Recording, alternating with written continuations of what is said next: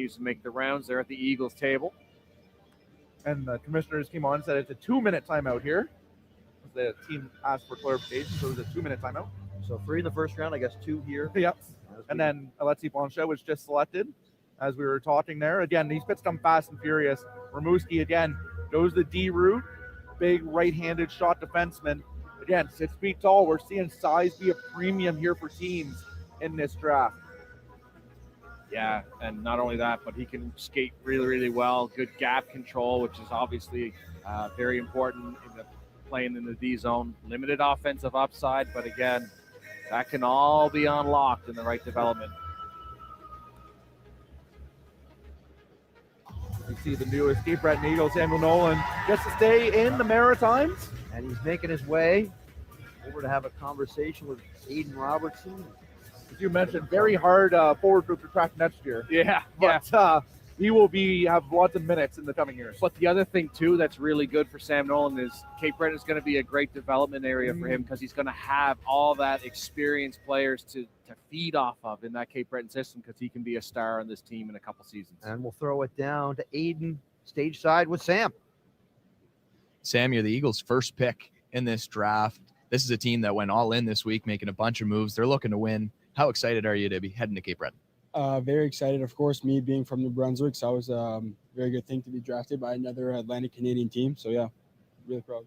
You're from a prestigious program, the Detroit Little Caesars. How do you think that prepares you to try and jump to the next level? I think it was really good for me. Going over there just helped me really get my game to the next level, and I don't regret my decision going there at all. Well, Sam, congratulations. Enjoy the day. It's interesting when we talk about cracking rosters right now. I know last year, plenty of kids that were taken in the first round did not crack Q rosters. No, they didn't. Even the ones that did had some limited minutes. I mean, you know, the player of St. John just traded Nolan Haru. He was a top 10 pick. Didn't get a whole lot of playing time in St. John last year on a rebuilding team. Again, it doesn't really matter where you're selected in the draft. At the end of the day, it's an invite to camp. You still have to prove your worth. You have to earn your spot in that lineup. Tyler Pody going off the board, and I do believe the first American on the day. His father played in the National Hockey League. Yeah, you might know him as Tom Pody. Had a very good career in the NHL, actually, and Tyler picking up where his old man left off. Again, he's very quick on pucks, great on the breakout, great first pass, 6'3" frame, another big-bodied defenseman. Yeah, and shout out to our guy from the Northeast U.S., Robert Chalmers. Yes. He talked to us yesterday, and he said, I believe he's going to be the first one to go from the States, Tyler Pody. You can follow Robert on Twitter at Ivan. And not only that, he said, I think he's going to Rouen because they were down here watching him last week in a showcase. So great intel. He went to Rouen, first American drafted. Great job, great call there by Robert. Give credit where credit's due. We'll head over to Aiden Robertson. Nathan Frost standing by. Nathan, number 29 to Charlottetown. What was that moment like for you and to share it with your friends and family? That was incredible. Honestly, a great moment and really proud to be a part of this organization. For the Islanders fans that might be wondering, not know a lot about your game, what kind of player can they expect to get from Nathan Frost? Reliable defenseman. I bring offense as defense. I can do a lot of things, so I'm going to be good for them. What do you know about PEI? You ever been? No, honestly, I'm just really happy and I'm going to learn a lot from this city. Nathan, it's a beautiful place. You're going to love it. Congratulations. Perfect. Thank you. And now, just like, hey, we talked about fantasy football. When one person takes a wide receiver, everyone starts taking a wide receiver. Jack Wheely from the U.S., from the National Team Development Program, has just been picked by Halifax. John Wheely, beg your pardon. Yeah, has he ever. And again, probably the best American forward available in this draft, and Halifax went and nabbed him right away. He is going to be a fantastic player, played on that U.S. NDTP, and what a high-level player Halifax just took here. Yeah, deceptive speed and excellent two-way center. Again, this is a kid who can play in all situations on the ice, plays all three zones. Another kid has great vision, great playmaking ability. Be interesting to see what they can do with this kid in Halifax. And again, as I'm looking at Elite Prospects, I'm seeing John Quilly, I'm seeing, quote, Jack Quilly. So I'm not quite sure. We're going to figure out what we call him when we do play-by-play coming up in September. That's right. John, Jack, they're very interchangeable. You see Cam Russell get up and start chatting. Des Lions du Lac Saint-Louis. Domenico Borsellino. Dans les Olympiques choisissent Domenico Borsellino des Lions du Lac Saint-Louis. As Borsellino goes as well to Gatineau, he was ranked really highly. Kind of surprised he fell out of the first round, and he gets his name called here in round 2. Eagles back on the clock. Borsellino. The thing that scouts rave about that kid, great attitude and great work ethic, which is going to take you a long way.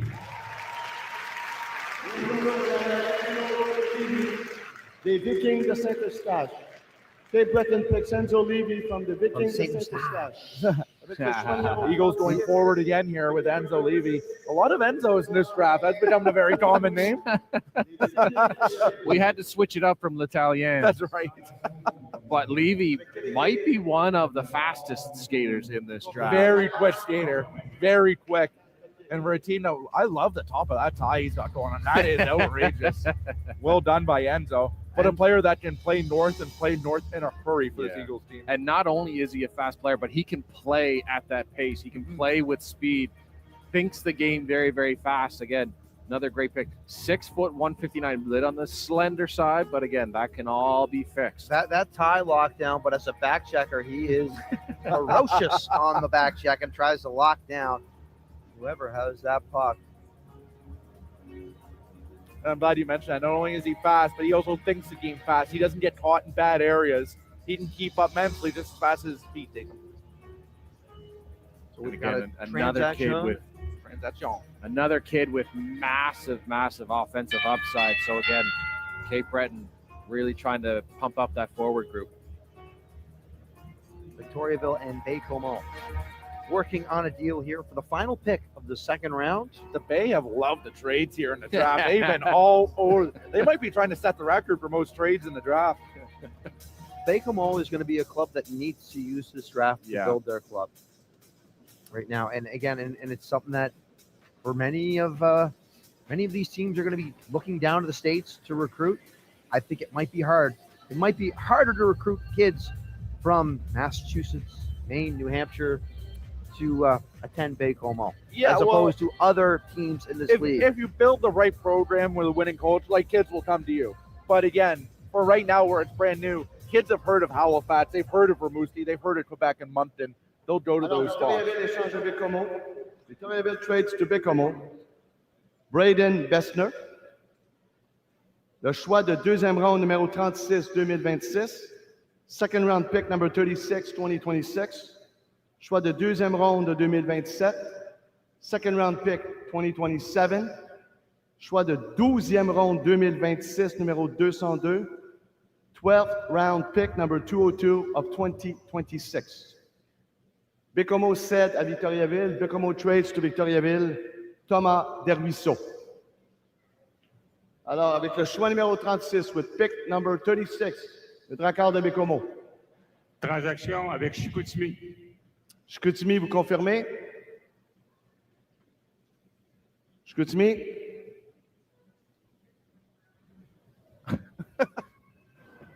Confirmé. On attend les papiers.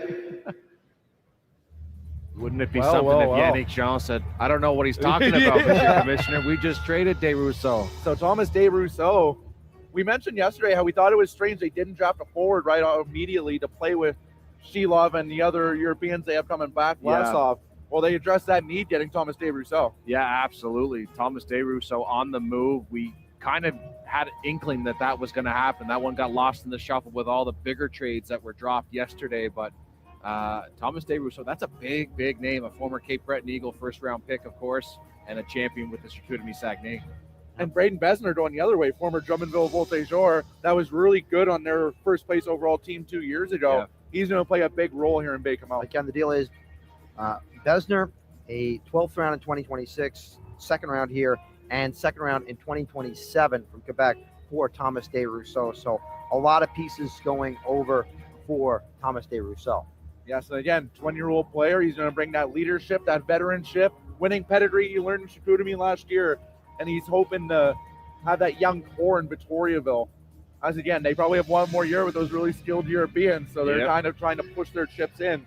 in a Western Conference that we talked about is kind of wide open at the moment. Kind of wide open indeed. So again, those teams in the Western Conference, they're just trying to maybe keep up with the arms race that's going to be the Eastern. Well, while we're waiting for the paperwork to be solidified, Aiden Robertson down with Enzo. Enzo, you're off to Cape Breton. What was that moment like for you to hear your name called and you're heading to the QMJHL? Yeah, it's an amazing feeling. It felt incredible. I'm just happy. What are we working on this summer to come into camp ready? This is a Cape Breton team that went all in. They're looking to win. So what are you working on to come as ready as you can? Yeah, so I'll work in all the aspect in the game so I can get better and, be ready for next season. What do you know about Cape Breton? I know that they are a great team, that they want to win every year. So we're going to do everything that we can so we can bring the cup at home.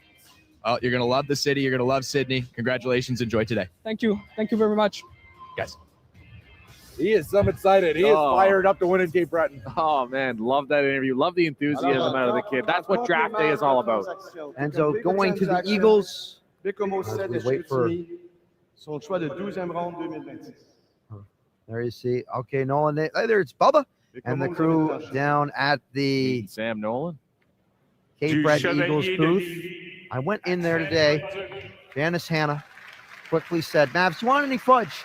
So it is a true Cape Breton booth with both chocolate and brown sugar fudge there. So yes, down in the booth, down below, it's an Was there interesting. any of Mom's cookies in there? Mom's cookies. Mom and Dad went on a little bit of a cruise, so there was no Mom's cookies sent up with the Cape Breton Eagles. But it's interesting underneath it. So the booths, the kids come in, they have an opportunity to meet the office staff, meet the administrators of the team, and then they'll sit down with the education coordinators and have an opportunity to kind of work out the important aspect of making a trip. Logan Cotter as now Newfoundland dips their toe in the American market. They do, and they get a great skater in Logan Cotter, great gap control again, a great defender. He's a Green Bay Gamblers tendered commit, so this is an interesting move. We'll see what happens with the regiment. Yeah, interesting pit there by the regiment. He's really good friends with Evan Nee that the Mooseheads had report. And there you see it, Morgan Fleming, local kid from the Valley, goes to Val-d'Or. A long way to Val-d'Or from the Valley. But Morgan Fleming, this kid, every year from U13 to U15 to U18, he gets better and better and better and better. He had a great showing at the Q Cup. He really impressed a lot of scouts. Big frame, and he is going to be a player that is going to surprise a lot of people, I think. Yeah, a natural goal scorer with that quick, accurate release. So he can really put the puck in the net. Like you say, Greg, this is a kid who just seems to get better and better. Like a fine wine, he gets better with age. Able to muck it up in the slot and have good things happen, but also you talk about that shot. Great potential from this young man. Gatineau taking Zach Charbonneau. There it is, third round. It is. If he would have been committed to the league, he would have been a top 3 pick, and he goes in the third round. We'll see if Gatineau can convince him to report. But this kind of makes sense because, again, we talked about it. Gatineau has come out on record and saying basically anybody we draft this year is not playing in our system next year. So Zach Charbonneau has also made it be known he's not coming to the Q next year. So they've got a year to kind of figure it out. Looking to maybe take the James Scantlebury route and again have him develop for a year in the USHL and then come to the Quebec League. See Morgan Fleming pull the jersey on. The green is a little different than the red and blue of the Valley Wildcats. He was very nervous before this weekend. Yeah, I've been on the ice a lot with Morgan. Very nervous, but he's going to be relieved. I hope Morgan takes a stop by the Cape Breton Eagles table and says hi to Drake Batherson and says, listen, you got any tips for me going to the Q from Valley? Absolutely. No, that's true. And a great story that Drake Batherson, we kind of chatted about it just yesterday, the route that he took to get to where he is today. You know, he entered the Q League, or first off, he played in the Valley system in Major Junior before making that leap to Cape Breton in the Q. And I was saying yesterday, when he first joined the league, was not the greatest skater, had the very, very good hands, was not the best skater, but improved, and now he's a star with the Ottawa Senators. And for Morgan Fleming, for kids that might not, especially young kids, a great success story. So when he was trying out for the U14 team for Hockey Nova Scotia, didn't even make the U14 team for our province. I was one of the coaches. We actually cut him from the team, which is shocking. He just went early in the third round in the Q draft. So again, just because you might not make a team at 13 years old, your hockey journey's so long, you improve, you keep working, good things are happening for you. So what you're saying is Morgan Fleming's going to come up these stairs and go all NWO on our Nitro side and start calling you out? I might get a chair in the back here. We got to be careful. Or that was the motivation he needed to keep succeeding. We'll spin it that way. We're talking about overcoming adversity and taking on constructive criticism and being able to adjust your game. And you talked about him aging like a fine wine, getting better every season as he progresses. And that's a prime example of it, of this young man that just worked his way from being cut at U14, U13 to now second round of the Q. Yeah, I mean, third round. Yes. Yeah, beg your pardon. Very, yeah. He just got drafted in the queue. Let's just say that. Yeah. Very good point. A high draft pick in the Q. There you go. Yes, and then he's in a situation where good chance making that Val-d'Or team, and if they get Veilleux and Brisson back, he's going to learn for some very talented goal-scoring players. And he's standing by with Aiden Roberts. Morgan, first Valley boy off the board here. You're at home. You're in your home province for the draft this weekend. What was that moment like, and to share it with your friends and family? Yeah, it was pretty special. I can't thank my parents and my family enough for helping me bring where I am right now. The guys on the desk just talked about your hockey journey. Now, it's a little bit interesting. Greg on the desk cut you from the U14 team a couple of years ago, and here you are being drafted in the third round. What has that been like, and how good does it feel to have the hard work pay off here? Yeah, it's definitely been a journey, and like you said, it feels great to finally have it pay off. Well, feel free to stop by the desk, rub it in Greg's face. Congratulations, and enjoy Val-d'Or, Morgan. Yes, thank you. Aiden Robertson I just got buried. He just broke out the golden shovel and said, "Hey, Morgan, remember when Greg cut you? Well, he's 200 feet away. If you want to go let him know you're now drafted in the Q." That's unbelievable.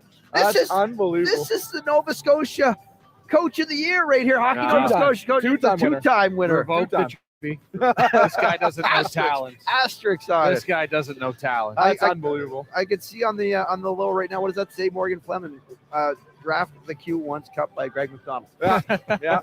I'm never going to live that down. Oh, my goodness. But you made a great point there. Again, Morgan Fleming, we talked about, he's a natural goal scorer. This guy can fill the absolute net, and he's going to that Val-d'Or program where he can really learn from Veilleux and Brisson should they both return, which it is rumored that they will. Greg would disagree with that at the U13 level. I mean, they weren't even playing contact hockey. Like, what are we talking about here? He also wasn't 6'2" like he is now going to the Q. Oh, good for him. Good for him. Excellent stuff. Good for him. In all that melee, Sherbrooke takes Dylan Curry off the board. Dylan Curry is another great prospect of the Chetigay, your favorite team to pronounce, Maps. Thank you. I've got a couple of them, actually. I know. But with Dylan, he led the Q Cup in scoring in April. So, and to see him slide to the third round again, but a great prospect. He does have some work to do, but his late season push is what really elevated him up the charts. Yeah, one really good showing that weekend at the Q Cup really helped his Dodge. He gets to put on that gorgeous new jersey that the Phoenix have for the upcoming season. Dylan Curry is going to find his way into the weight room. He's going to find his way to the buffet. That's his. That's going to be his summer training to put on a little bit of mass. Yes. To compete in the Q level. Another transaction. But that's a great call, Maps, because again, going off the scouting books, 5'11", 143. That's a little slender to be playing in the queue. So again, he's got to start getting some pizza into him. Some McDonald's maybe. The all-you-can-eat Chinese. The all-you-can-eat Chinese buffet. Transaction. St. John Sea Dogs are coming up. We'll see if they trade this pick 8 more times before they make the selection. Try to break their own record. The Sea Dogs instant media, social media put out a flick on Instagram of the Pure Cinema graphic but it was funny to go back over the social media feeds and all the people saying, never in all of my time covering Q drafts have I seen something like that happen. The Trevor Georgie superimposed over Martin Scorsese face, and also Scott McCain last night. Oof. owner of the St. John Sea Dogs, talking about how great Halifax is, then made the 15th pick For Halifax. And he was the first one to say, I know I blew it. I blew it. But having an absolute time again. It is there's so much else that goes on along the draft weekend. There's meetings throughout the leagues. I know the trainers are getting requalified. They're making sure that there's new protocols put in place. Everything is it's not just a draft. It's kind of the AGM, and it takes care of a lot of nice pieces of business, including some of the award winners that were handed out for the front office this morning. Yeah, it was. It was nice to see them get their recognition in front of the crowd, and they do a lot of work behind the scenes that a lot of people don't really know or understand, but they're some of the hardest working people in organizations. Oh, 100%. Again, the players, you could argue the players have the easy job, even though, yes, hockey is a very physically demanding sport and game, but you guys are absolutely right. Couldn't agree more. It's the back end work in those war rooms of the draft floor, of just putting a product on the ice that's going to get bums in seats, because at the end of the day, that's what keeps these teams afloat. When I got to junior and walked in the dressing room for the first time, I was told by the veterans on the team, there's two people you need to keep extremely happy and be the nicest two in this program: trainer, equipment manager. They will be your best friends. Do not make them upset. No, exactly. Very apropos. Yes. Those are the lifeblood. They are. They run the teams. Billets, trainers, yes, and equipment managers are the lifeblood of this. Yeah. And equipment managers for sure. Yes. A lot of long hours for the equipment fellas. Yeah, a lot of people, coaches, players, they leave the rink when the game's over. They got to stay, pack bags, clean gear, make sure the room looks good. It's a lot of work. They are the unsung heroes of every single team. Last one out of the building every time when we're down in Cape Breton, Aiden Rafuse, and he's pushing the laundry cart with both the home and away jerseys as they're heading to the industrial-sized washer-dryer underneath the stands at Center 200. Yeah. Might be some activity on the draft floor behind us here. That's the good thing about a centralized draft, is you get all the people together, they all start talking. Speaking of, yes, Moncton and Cape Breton. Taylor and Sylvain having a quick chat. Les Foreurs de Val-d'Or cèdent Moncton and aux Cape Sea Breton. Dogs de St. John. Val-d'Or trades to St. John. Le choix numéro 42, troisième ronde 2026. Pick number 42, round 3, 2026. Le choix de quatrième ronde de 2027. Fourth round pick 2027. Choix de deuxième ronde, import 2026. Second round pick in the import draft 2026. Et le choix numéro 150, neuvième ronde 2026. Pick number 150, round 9, 2026. En retour, St. John cède à Val-d'Or. Sea Dogs trade to Val-d'Or. Arseny Radkov. St. John Sea Dogs with pick number 42. You're on the clock. Trade, Mr. Commissioner. Here we go. Here we go. Which team? Blainville-Boisbriand. Blainville, vous confirmez?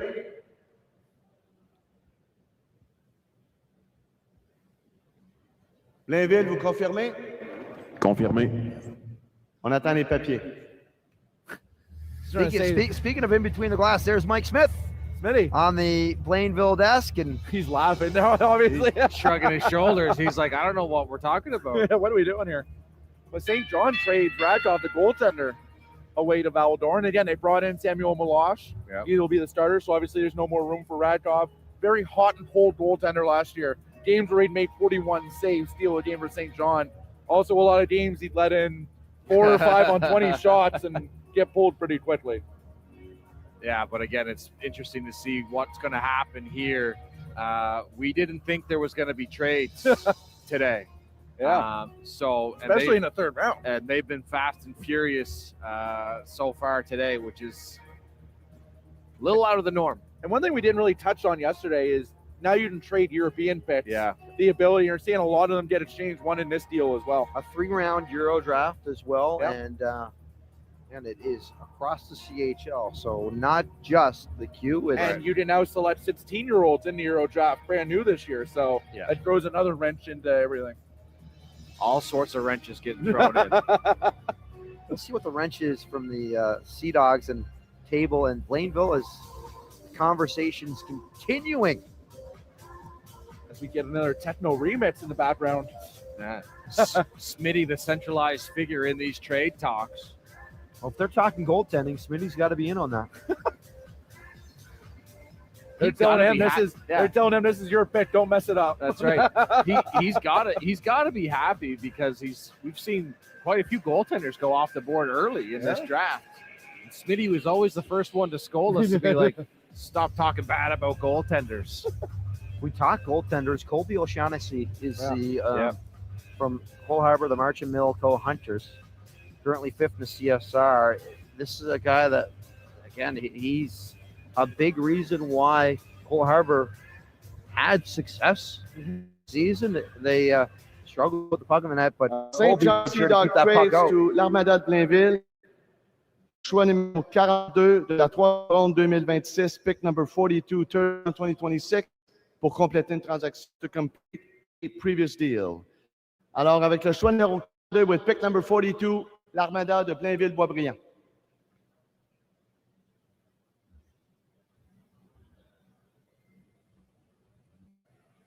Smitty's telling him to hold the fort. Hold on. L'Armada avec votre choix ou vous voulez un temps d'arrêt? Merci pour le choix. De Stansted, Mathieu Généreux. L'Armada sélectionne Mathieu Généreux de Stansted College. Blainville-Boisbriand picks Mathieu Généreux from Stansted College. Avec le choix numéro 43 with pick number 43. A lot of mobility still for young man, and just able to make that transition going back with ease. And again, they take a kid from Stansted, one of the great programs that you can pick from. So again, Bill Smitty knew he was there. And a defenseman, not a goaltender. That's right. That's right. Jack Fitchhorn going from Sioux City to the Halifax Mooseheads. And now Moncton's trading to Halifax.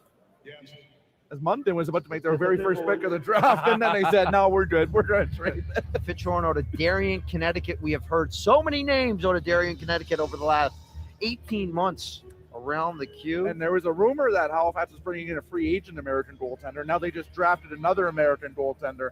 So he could be a full U.S. goalie guy. A commit to Sacred Heart in the NCAA. So this could be a play for a few years down the road, maybe that'll show up here.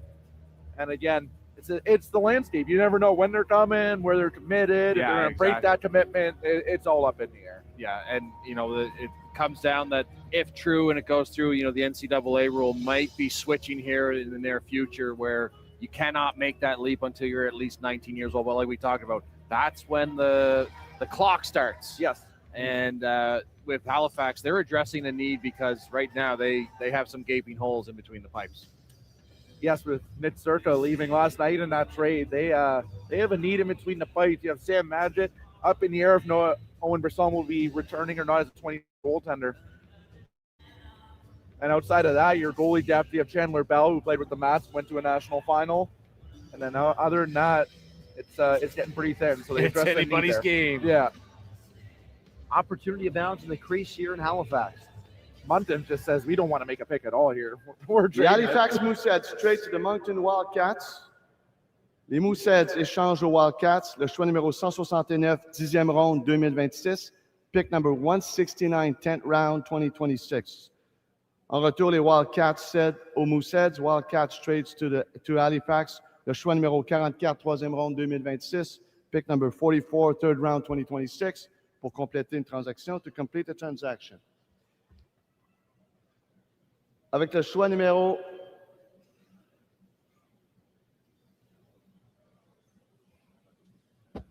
Francine. There's two mics there, Mario. Just walk away.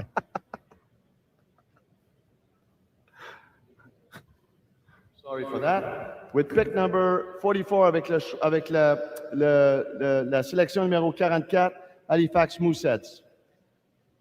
The Halifax Mooseheads are proud to select from Winchendon School, Jackson Smale. The Mooseheads select Jackson Smith from So the Winter Mooseheads just traded a 10th round selection here for a 3rd round selection, but this is to complete a previous trade between the teams. Otherwise, that doesn't make a lot of sense on paper.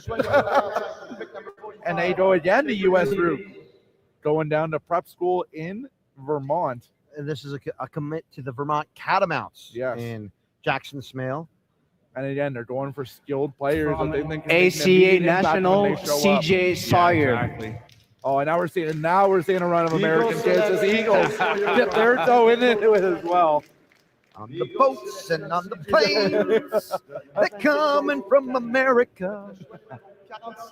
As we're seeing Connecticut, we're seeing Vermont. Now we see New Hampshire. We're from all over. Good pick for the Eagles. Very detailed in his approach to the game. Another 200-foot player. So again, the Eagles continuing. Calling him a problem solver with the puck. A draft by Youngstown at the USHL, but again, Very good program. Very good program. Very good program. A late pick, which kind of hints at, he might want to and be ready to make the jump to the Q. And now Carter Felt goes to Rimouski from Massachusetts. We're hitting all the northern states here. We're just missing Maine, and then we get bingo. Maine will be coming. Don't you worry about that. The great state of Maine. They got some moxie down there. That's right. It's like an orange soda. Carter Felt is a great pick by Rimouski. I love his game. Admittedly, not too familiar with a lot of American kids, but I got to see him play, and I think he can translate this thing very easily. And the thing is, we talked to a few people here last night when we said, who do you think would be the first American off the board? Everybody said Felt. Yeah. So again, this kid, another guy, loves to play physical. Big ball. We're going to go down to Aiden Robertson. He's got Mateo Nobert. Mateo, welcome to Halifax. The big news came out finally yesterday, the 3rd overall pick, a couple other pieces, headed to Blainville. What do you know about the organization, the city, and how excited are you to get going? Yeah, for sure. I've had a couple of buddies pass by here. Nothing but good words about the organization. Even as a visiting team coming here, playing in Halifax, you're always super excited having these amazing fans. So, no, just excited to get started. You're coming from a very good Blainville team that just made a long run. Is something you're trying to do here with this Mooseheads group, step in, be a leader right away? For sure. I think I want to get over the hump of last year's semifinal loss. I think we had a great team. I learned a lot from the veterans over there, and just trying to bring the experience to Halifax and try to get another trophy over here. Well, Mateo, we're looking forward to watching you. The fans are looking forward to watching you. Thanks for doing this. Thank you. His kitchen has no power. Instead of searching for providers in her area, calling around, and waiting on hold, Janice decided to be her own electrician. Don't be like Janice. With Go Local Quote, simply select the category, describe the job, and we'll connect you with trusted providers in your area. Go Local Quote. Let local business come to you. I've done that before. That's why I was looking at you. Where do you think the hair went? Oh, my goodness. As we talked about Connor Felt being selected by Rimouski, I'm going to bring this out because I told him I would. Is their logo a boat, or is it a shark, or is it a shark boat? It's been a debate amongst players in the league for a while. I think Mavs knows the answer to this question. The boat. The boat. Okay. And shout out to my guy, Lukey, the mascot for Rimouski. Big fan of that seal. As now we see another New Hampshire kid go to the Newfoundland Regiment, Joey St. Laurent. Play for the New Jersey Avalanche. That's a wild name for a hockey team. We'll see how good his Newfoundland accent is when he gets up there. Going from a New Jersey accent to a Newfoundland accent. That's going to be quite the duo. It's going to be very interesting to see him try to get a Jersey Shore.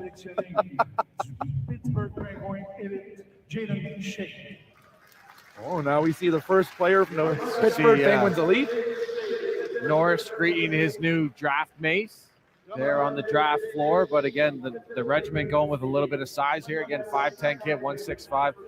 He can absolutely fill the net. 74 points, 55 games last year with North Jersey Avalanche. And Jaden Shea from the Pittsburgh Penguins Elite goes to Drummondville. Of course, Danny McKinnon from Cole Harbour runs that program down there, does an excellent job. They're always one of the top teams in the United States. Yeah, Danny has really turned things around in that Pittsburgh Elite program. A guy that we remember from coaching the Cole Harbour Wolfpack, and then made the jump down to the Pittsburgh Penguins elite. And he has had the resources, the ability to run that program the way he wants. Whenever I see him at the Quebec International Pee Wee Tournament, we always run into his team there, and he always says, I basically have an unlimited budget down there. They let me do what I want. They have that much trust in him to turn that around, and he's delivered a lot of national championships for them, which is... Oh, yeah. No, that program has continuously pumped out prospect after prospect, and they continue to do so here this weekend. Talk about another program, Bishop Kearney, Jackson Conroy off the board to Rouen, and this is a kid that really has the potential there. He's got all the tools. It's just putting it together. Yeah, he has all the tools without a toolbox right now, and if he puts it all together, he's going to end up being a really big steal. That Bishop Kearney program, they turn out a lot of really good players. We'll go over to Aiden. We're going to find out how a New Jersey accent sounds for Newfoundland. Joey, by way of the USA, you're headed to Newfoundland. What was that moment like for you, hearing your name called in the QMJHL draft? Yeah, it's an unreal feeling. It's a dream come true. I couldn't thank my parents and coaches enough. Junior hockey is a new world. Obviously, a lot of Americans coming in, and the influx of Americans in this league is there's a lot of them. Is that something you were expecting the whole way, or is that change kind of led you to this decision to come to the Q?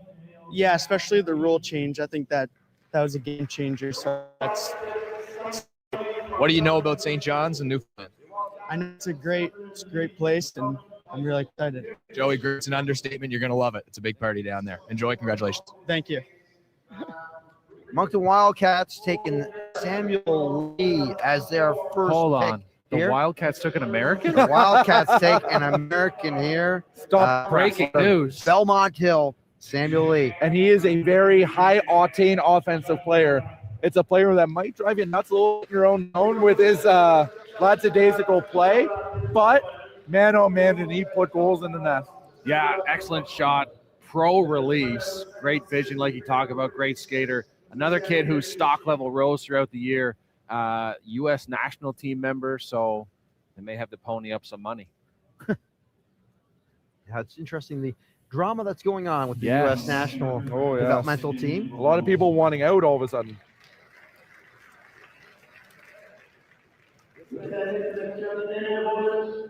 Neil Rollins off to Rimouski from France. He was playing U20 hockey in France. Now the picks are starting to move a little bit quicker. Yes, we are fast and furious. We are all trying to keep up right now. So Neil Rollins, that's an interesting pick because he is Canadian, but he was also lived in Belgium growing up. So this is an interesting selection. His brother Milos played with Acadie Bathurst, including had some of the biggest games of his career here in the playoffs. Oh, he loved this building. And you had some interesting calls of him. Back-to-back overtime winners for Milos Rollins. Of course, before he went over and played in France, he played for SSF Joseph in Quebec. So Rimouski probably kept tabs on him going forward. And now we see. Sorry, go ahead, Dave. No, Jaden Tillman, just about to say there. Great pick right here. Another big-bodied defenseman out of the Bishop Kearney program. You talked about it, Mavs. That's another program that just continues to pump out very high prospects for this league and others. Good gaps, good sticks, great skate. Again, his comparable is Owen Phillips, again, who comes out of the Pittsburgh Penguins program. You talk about a great skater with good gap control. Another kid that I got to be on the ice with a lot, especially growing up. Played his minor hockey in Sackville, played for the Rangers, then went away to prep school. A big body D. He is one of the nicest kids you're ever going to meet. Just so down to earth. His whole family, super nice. Very happy he gets selected here.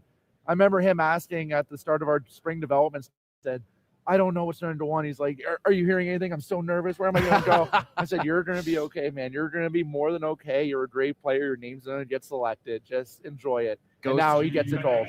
And now he goes to Gatineau, where he's going to be able to take another year to develop. Yeah. So when his time and his number gets called to jump into the queue, he's going to be ready. And we see Cam Russell having a discussion. Talking with Drummondville right now. Maybe they're talking about that first round playoff series 2 years ago. Remember that? That was fun, guys. We should do that again. How did playoffs go this year, guys? Oh, my goodness. Halifax. Halifax on the clock. This might be the trade here. after what we just Seventh pick, fourth round, in case you're Keeping trying to tabs keep at home. up. The Halifax Mooseheads are proud to select from St. Sebastian's Samuel Fishbone. The Mooseheads are on a run of like 4 straight American draft picks here. Fishbone from St. Sebastian. They take the D from St. Sebastian's. Samuel Fishbone from St. Sebastian. Yeah. Stop me if you've heard me say this already today, but yet another kid whose stock continued to rise and rise as the season progressed, and he got better and better. Another kid really likes to play that physical game. They said he could go in the top 3 rounds of the queue, so he slides down to Halifax, and he is major junior ready. Major junior ready. This is Jaden Tillman. He's going to have a year, maybe develop with Gatineau. He's got about 10 seconds until he's interviewed by Aiden Robertson. Jaden, you're off the board. You're going to Gatineau.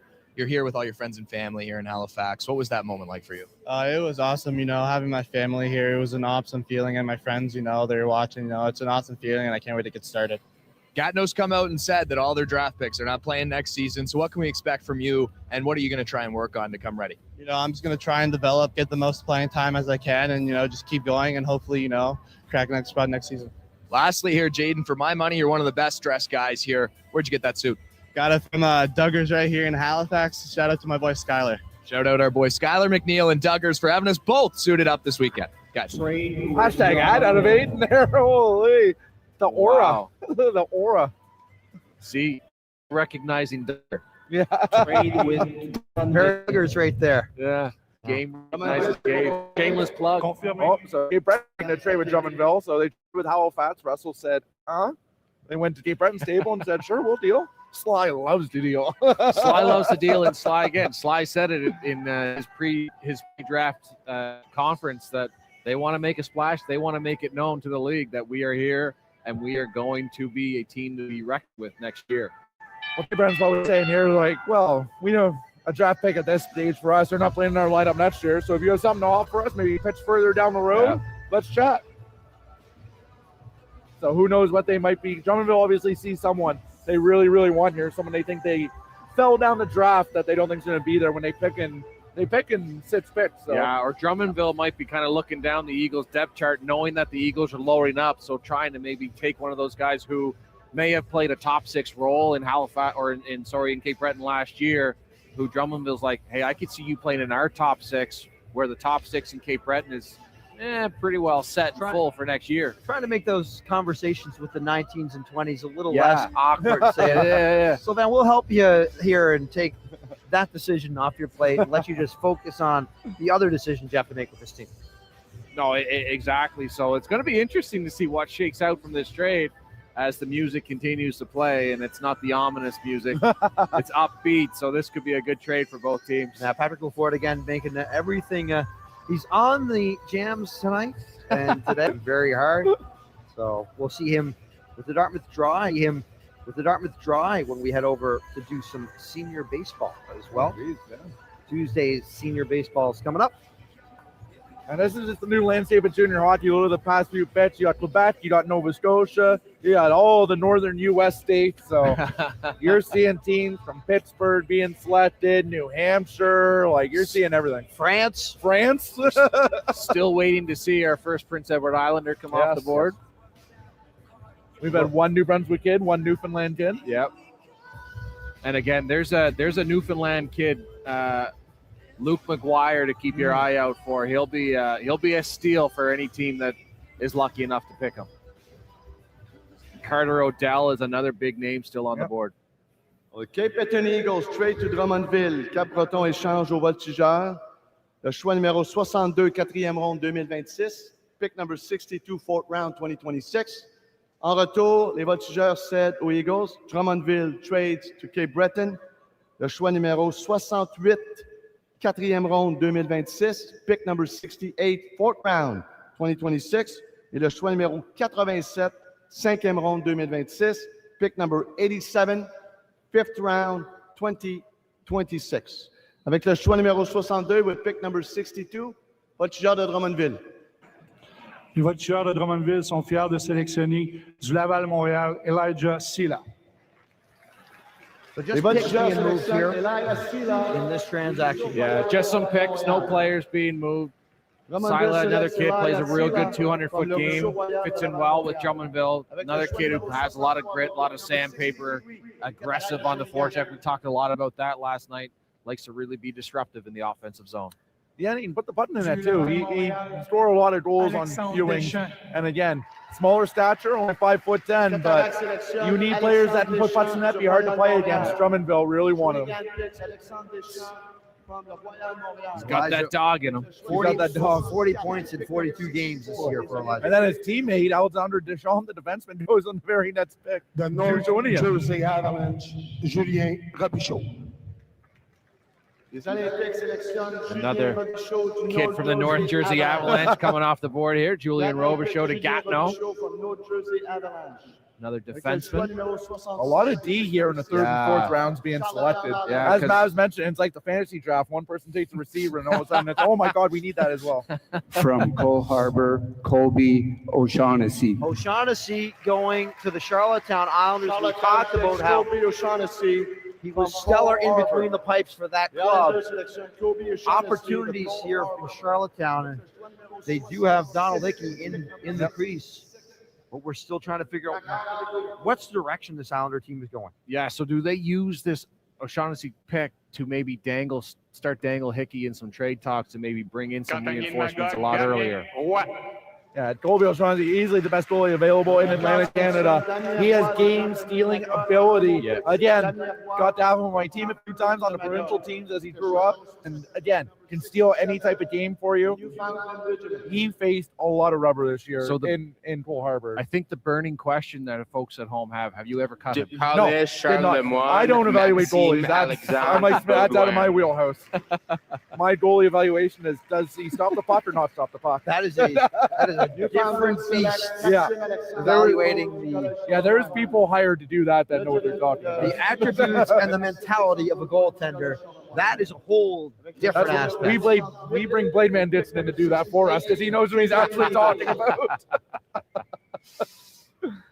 And we mentioned from Belmont Hill, Nick Ware. As Newfoundland goes and selects Mathieu Alexandre Baudouin. 6'1", 172 defenseman heading to the rock. Plays like a rock. Again, another kid who loves to play that physical game. Great in his own zone. Can really clear the front of the net. Flies on the phone again. Yeah, the Eagles. The Eagles table. The Eagles just taking Nick Ware. Yes, from Belmont High School. Or Hill School, excuse me, not high school. Another defenseman off the board. It's just defenseman. Nick Ware out of Massachusetts. Les Huskies de Rouen-Noranda. And now Rouen's going to come up and make a selection after their massive first round yesterday. They haven't been able to really make a pitch. Temps d'arrêt, monsieur le commissaire. Vous avez 3 minutes. Gives them 1 minute timeout. You get 1 minute. We're in at 5'11", 165. Weymouth, Massachusetts. Again, the Americans going to a lot of Americans to the Atlantic teams here we're seeing. Newfoundland and Cape Breton. Again, Ware is a defenseman that's he's gonna help you out in the defensive zone. Good shutdown guy, not really known for his offensive capabilities, but he could certainly lead a breakout. Rowan Miranda requested a timeout. A lot of discussions going on at the table now. Some laughs and smiles at another table. So late in the fourth round here as we're at pick number 16. I think they just wanted to hear some Sloan. You're here. You might as well. Welcome to Halifax. Welcome to Halifax. We've heard a lot of their Husky song over the years here, so you might as well change it up and hear some Sloan. I saw online last night as that pick 14 went round and round the merry-go-round. There was a lot of comments complimenting the DJ for his music selection of the Trues. I'm tired of waiting. Great job to the DJs here. Again, what a spectacle that was last night to watch that. But it all came down to the fact that pick needed to be in the top 12 as well. A lot of people, we're going to pump our own tires here, or our production tires. A lot of people gave compliments last night to us on explaining why that trade happened. They said if we weren't told, we would have been so lost as to why that trade was happening, why that pick was moving so many times. and everyone's playing hot potato with it. Yeah. But like you mentioned, when there's futures involved, it happens quickly. And the original trade for that was a pick for James Scantlebury with the Quebec Grand Park. Yeah. Over, let's go to 8 and Maxime Alexander both standing by. Max, you're going to Newfoundland. How's that for you? How do you feel? I don't have the word. It's just nice. It's a dream become true. For the fans of the regiment, how would you describe your game? What kind of player are you? I have a good stick-to-stick, a good relance, and I have a hockey IQ. Have you ever been to Newfoundland before? No. You're going to love it, I promise. Congratulations. Enjoy the moment. Thank you. I can attest. He will love it. Are you aware that's a half hour later? Are you aware there's a different time zone in Newfoundland? Yeah. But yes, he will love it. He'll have a great billet family, no doubt. He'll get to kiss the cod. Probably won't have to get the screech, but he'll have to kiss the cod. No, again, great pick for the regiment as they continue to load up. Regiment loading up, hopefully going for a run Yes. to the 2028 Memorial Cup. Again, we talked about it. Gatineau, Quebec, Moncton, and Newfoundland in on the run, submitting bids for the 2028 Memorial Cup. You know, we talked about it a little bit where we saw the front office staff being recognized with the awards.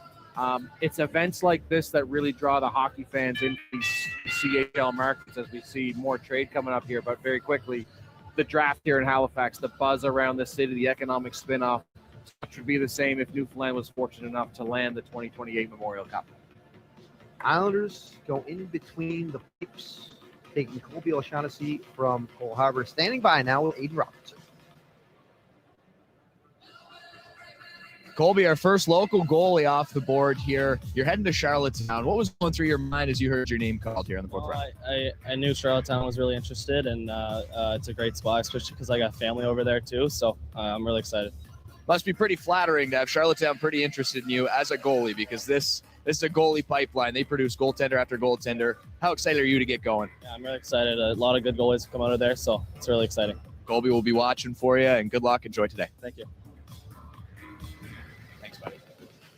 Yeah, like you say, in Charlottetown, if he is fortunate enough to get some games in, playing for the Cole Harbour team, Marsh Mill Hunters, face a lot of rubber, like Greg said. So he'll probably face a lot of rubber in Charlottetown this year. So again, he's used to that. He's used to the heavy workload. And for one night this year, Brad Marchand. Correct. Exactly. Incredible story there. Yeah, absolutely. No, it's to not be lost in the mix here is the story behind why Brad Marchand was the coach. It's a horrible reason, but at the same time, really great to see Brad come back and do that for a really close friend who's going through a real difficult time. Talks about the hockey community giving back. Well, and when we talk about the hockey community, like with Carter Myra all behind you as well on one, Carter. We know you're fighting the battle. We're behind you 100% there too. Alors, Dwayne Aranda échange à Chicoutimi. The Husky trades to Chicoutimi, le choix numéro 70, 4e ronde 2026. Pick 70, 4th round 2026. En retour, Chicoutimi cède à Dwayne Aranda. Chicoutimi trades to the Husky. Numéro 84, 5e ronde 2026. Pick number 84, 5th round 2026. Et le choix de 6e ronde 2027. 6th round pick 2027. Alors, avec le choix numéro 70, with pick number 70, les Saguenay de Chicoutimi. Des Flyers de Moncton, Matteo Roy. Chicoutimi, Matteo from the Flyers.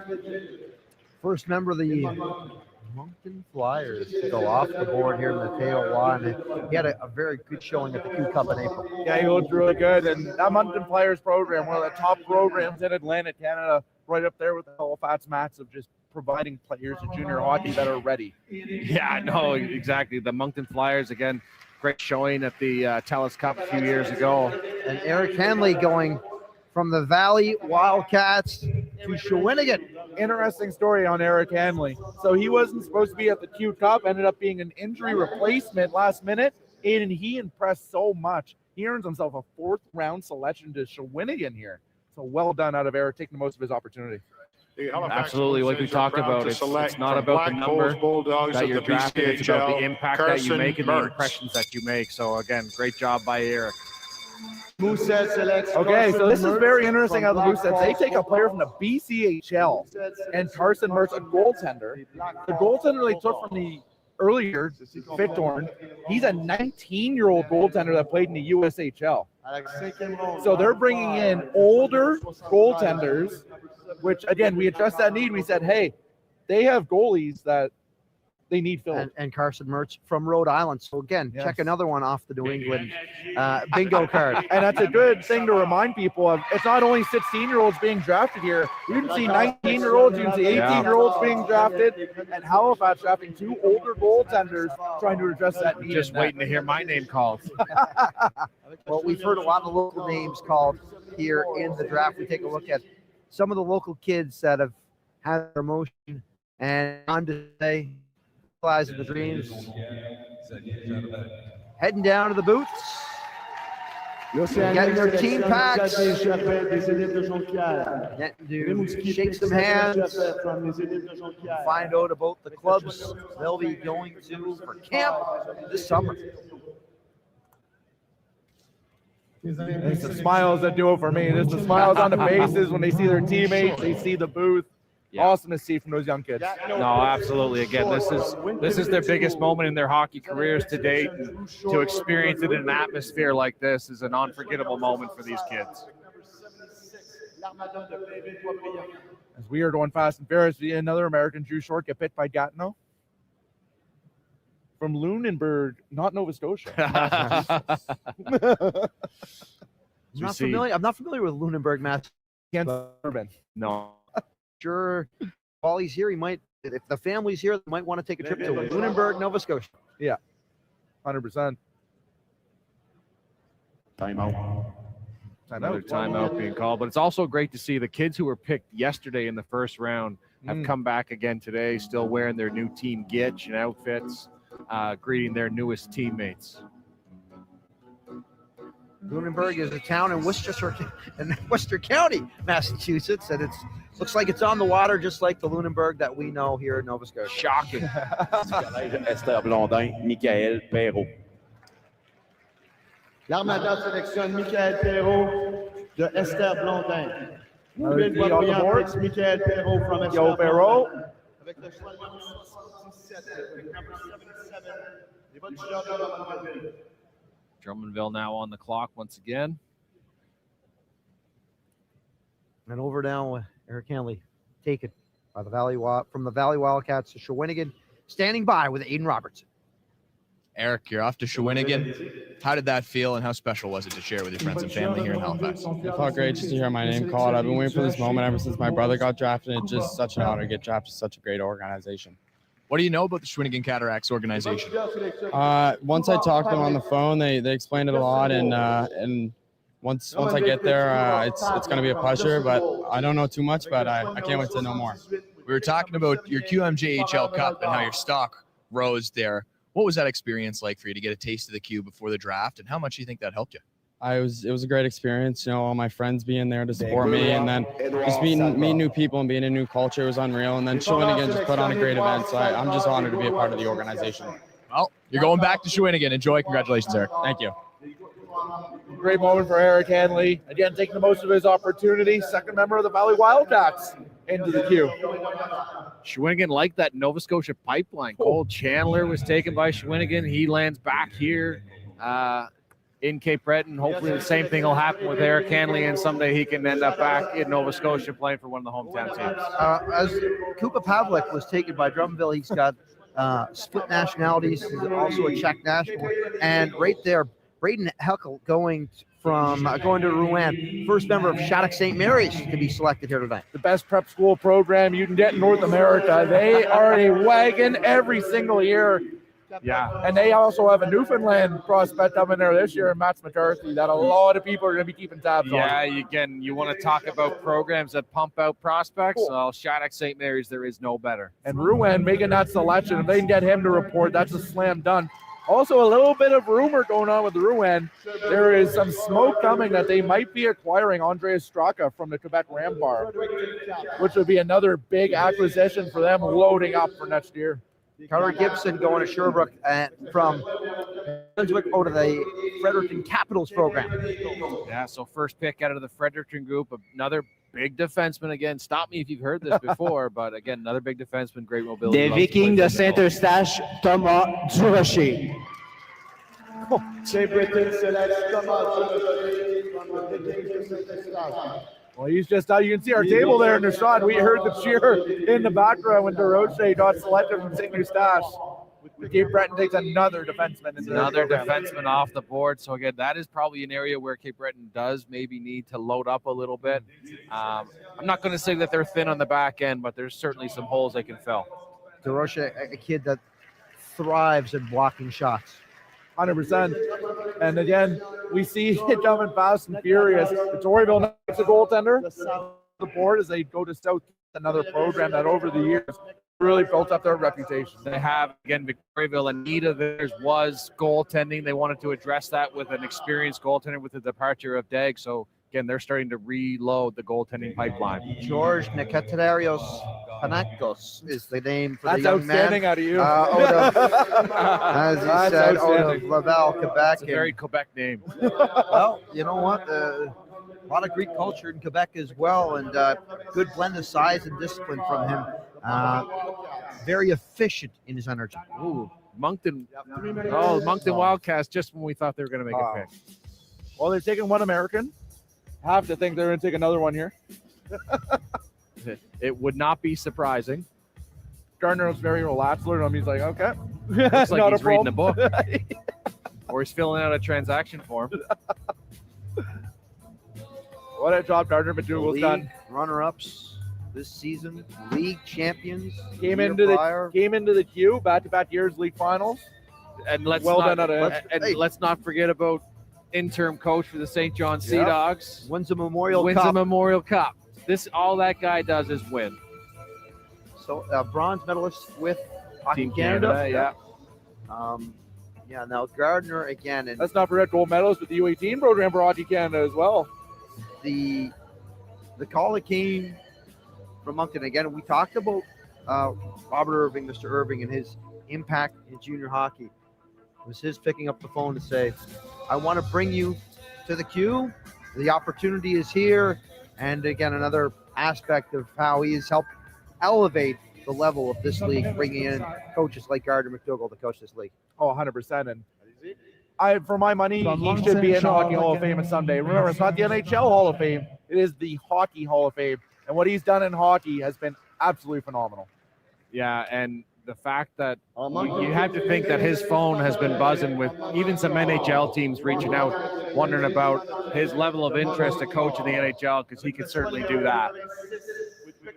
And Moncton, we waited. They take the D out of Mount St. Charles, another American, as we predicted. Shut down defender, and again, they talk about him getting that dog in him. Got that dog in him. If you're going to play for Darter and you need that dog, that's one of those must-haves for Gardner McDougall. Yeah, absolutely. Another guy who earned an invite to the Q Cup and played very, very well. And again, another guy, offensive upside up, out of the everywhere and great mobility. So again, the American train continues to go. Charlottetown.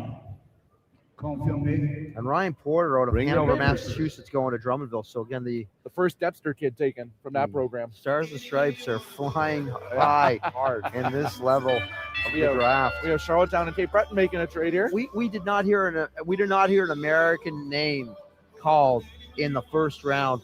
Now all of a sudden we are starting to see that influence here. And we were kind of tipped off that might in fact be the case, and the rumors are true that yes, the American invasion is coming. Do you guys remember back when you couldn't draft Americans? I remember it being a separate American draft. Yes. And if I'm not mistaken, I'm going back to Moncton Wildcats, where it was Connor Garland went in this the full draft, not the American draft. But speaking of drafted, Aiden standing by with a couple new Cape Breton Eagles.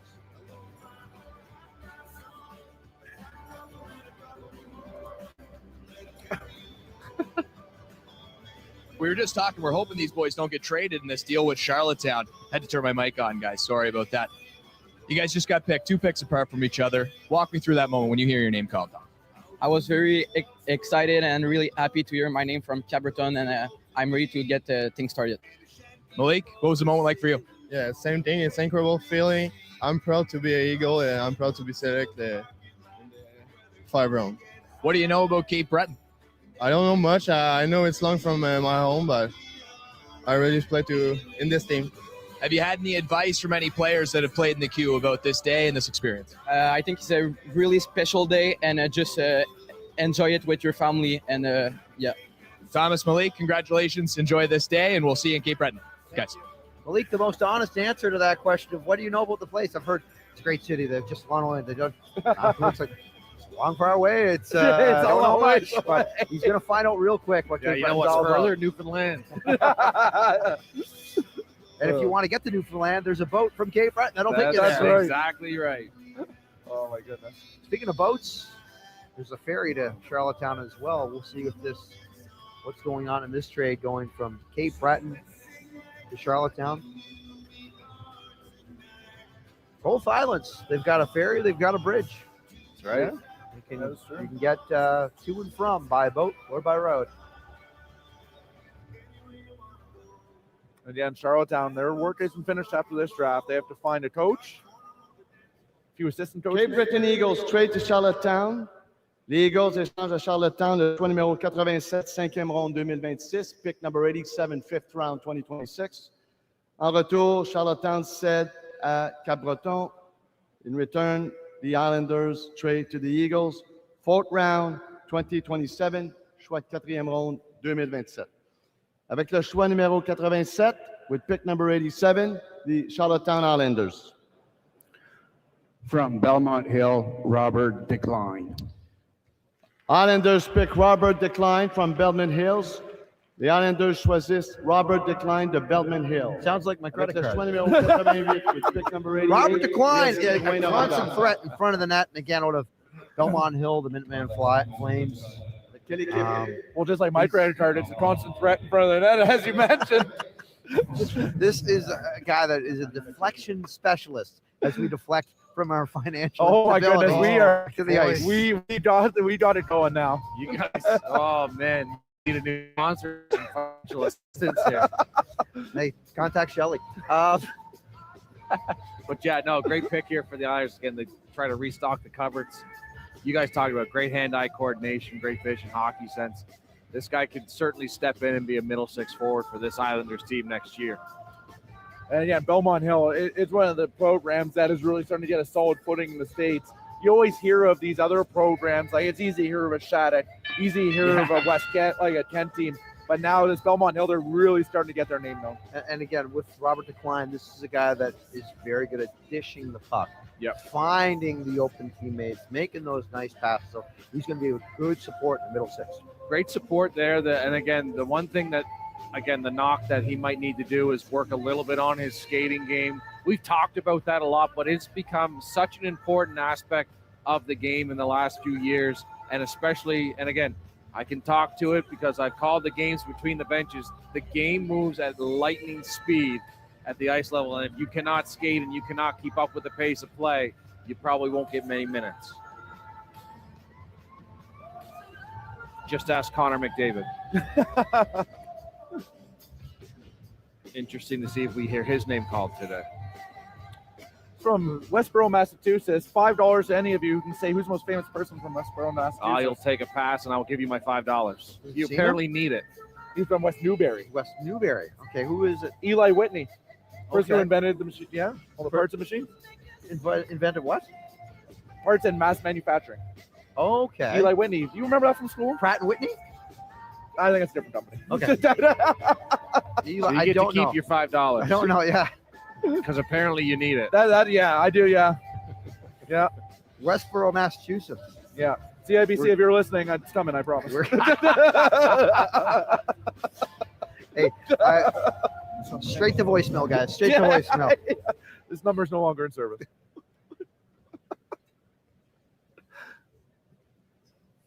We're into the late we're stages. Alors, of the les fifth renforts de round. Québec cèdent Woski de Rouen-Noranda. Québec trades to Rouen-Noranda, Andreas Straka.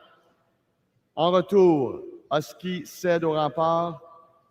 In return, Rouen-Noranda trades to Québec.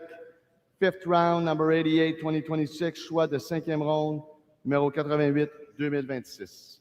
Avec le choix numéro 88, with pick number 88, les remparts de Québec. Les remparts de Québec sont heureux de sélectionner du Lac-Saint-Louis, Justin Cardillo. Breaking this one. Never wrong this early. What is the ramifications of this pick? Andre Straka, a really good European player. He's going to step in right away for this Rouen team. And we're seeing how we talked about the arms race in the East. It's starting to happen in the West. Yeah, it is. And Rouen-Noranda is quickly trying to separate themselves as a top dog in the West. Big part of that arms race in the East, though, is Cole Chandler standing by with Aiden Robertson. And now he can finally wear an Eagles logo in an Eastlink interview. Cole, we were just talking about the move that brought you into Cape Breton and part of a flurry of moves from Sylvain Couturier. How excited are you to get going for this Eagles team, 30th anniversary, and they went all in this week? Yeah, it's pretty fun. Obviously, when you get a chance to go back home, close to home. Coming back my 9th year in road season, being on a team that's obviously looking for a cup. Everybody's done great. I've been here for 2 days with the team, and I feel already welcome. So I'm just super excited to be part of that team. You're a guy bringing in lots of experience. You're drafted to the NHL. Is being a leader in this group something you're going to look to do right away? Yeah, of course.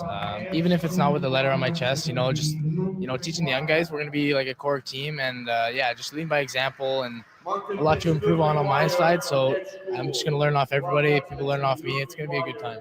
Last one I have for you here. Being a Bedford boy, what's it been like to have the draft here in Halifax this week? Yeah, it's special. You see everybody come down from everywhere. I got buddies flying from Quebec down to Halifax just to come to the draft. It's pretty special every time I get to step in this building, and to be here as a part of the league, it's even specialer. So yeah, it just means a lot. From the Bedford Blues to the Cape Breton Eagles, Cole Chandler, guys.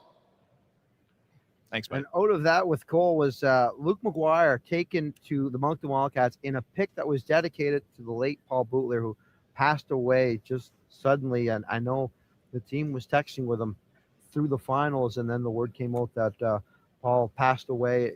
A trailblazer, a Sydney tough guy, won a cup with the New York Islanders, but really did tremendous work around the defensive game as a strategist, as a coach, and just as an overall good person. But we'll get to this pick. Luke McGuire and Carter O'Dell just going from Halifax Max to St. John. But go ahead. Yeah, but Luke McGuire, this is a kid I said keep your eyes out for him, because in true Gardner fashion, this kid may be one of the biggest steals of the draft. Exceptionally high hockey IQ. He played out in Calgary, so kind of away from eyeballs here in the East, but a very effective playmaker, a Newfoundland comparable. He's a Matty Butler comparable. Has all the makings to be a Q star down the road. And we see Carter O'Dell on our screen here, first member of the Halifax Mats, the Telus Cup runner-ups, as they had a very good, strong group of players. One thing about Carter, he's exceptionally skilled. He's very quick, very deceptive. If he can fill out a little bit, get a little bit bigger in his frame, and learn how to be just a little harder to play against, this is going to be an absolute slam dunk pick out of the Sea Dogs. You want to talk about slam dunk? Look at that suit, just sparkling. Love it. That right there is style. I don't care what those other fellas said. That is the suit of the game. That is great. Bow tie, too. Oh, yeah. Carter O'Dell he is not taking prisoners with that fit. No, he is a kid that, again, growing up, was always regarded as one of the top players in the province. Very skilled, very high ceiling. And again, if he can realize his potential, St. John's going to get a game breaker. They're going to get a game breaker, and we talk about the importance of skating. This kid can flat out fly up and down the ice, plays in all situations, plays the entire rink. And he's got a Braden McPhee comparable with a lot more upside. So there's some grit and sandpaper to the game as well. You want to have that type of tenacity in your game as well. And yeah, it's just been a guy that scored 6 goals in one game. You know who's a fan of that draft pick? Cliff Blair, big St. John Sea Dogs fan. Yes. Runs stuff for the Mats. That is a match made in heaven for him. That is a Cliff Blair pick if there ever was. I bet the graphic's already made from him. If not, it's on its way. 100%. Shout out Cliff Blair. You do tremendous work. Cliff and Shyla. Yes.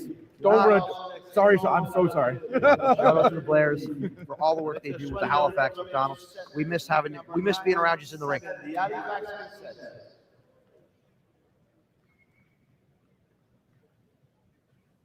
A hush has come over the crowd. As if it's a Masters putt. L'Albatros Notre-Dame, Chase Cleary. Well, Chase has a big supporting cast here. A big cheer goes up for him in the building. And getting drafted by the team where he's hopefully going to don a Moosehead's uniform here in the very near future. Cleary, a playmaker and really able to find and be cerebral, be a tactician of the game. And again, you're looking for players with that hockey Académie sense. Sainte-Thérèse, Jérémy well. Hébert. Cape Breton selects Jérémy Hébert from Académie Sainte-Thérèse. The Eagles selection Jérémy Hébert. Jeremy Hebert. Quebec. Filling the middle of the ice up in Cape Breton. Again, probably look for him to have another great development year down there in Quebec. Over into the corner, back to Aiden Robertson. Carter O'Dell to the St. John Sea Dogs. You get to do the draft here this week at home at Scotiabank Center. What was that moment like for you? Yeah, I've dreamt of this moment ever since I've been a little kid. Grew up watching the Halifax Mooseheads, but to go to a maritime team, the feelings are high. It's a great feeling. Staying within Atlantic Canada, and you're fresh off a run to the national tournament there. How do you think that preps you to come into camp ready to go? Yeah, at nationals, the competition was high. There's a lot of good players, bigger players. I think that this season and that tournament prepared me well for camp, and I can't wait to get started with the organization. Last thing I have for you, we were talking about that suit, the bow tie, the sparkles. It looks great. Where's it from? I got it downtown at Duggars this week, so. That's another one for Duggars, guys, keeping all the athletes looking good on the draft floor. Shine bright like a diamond, kid.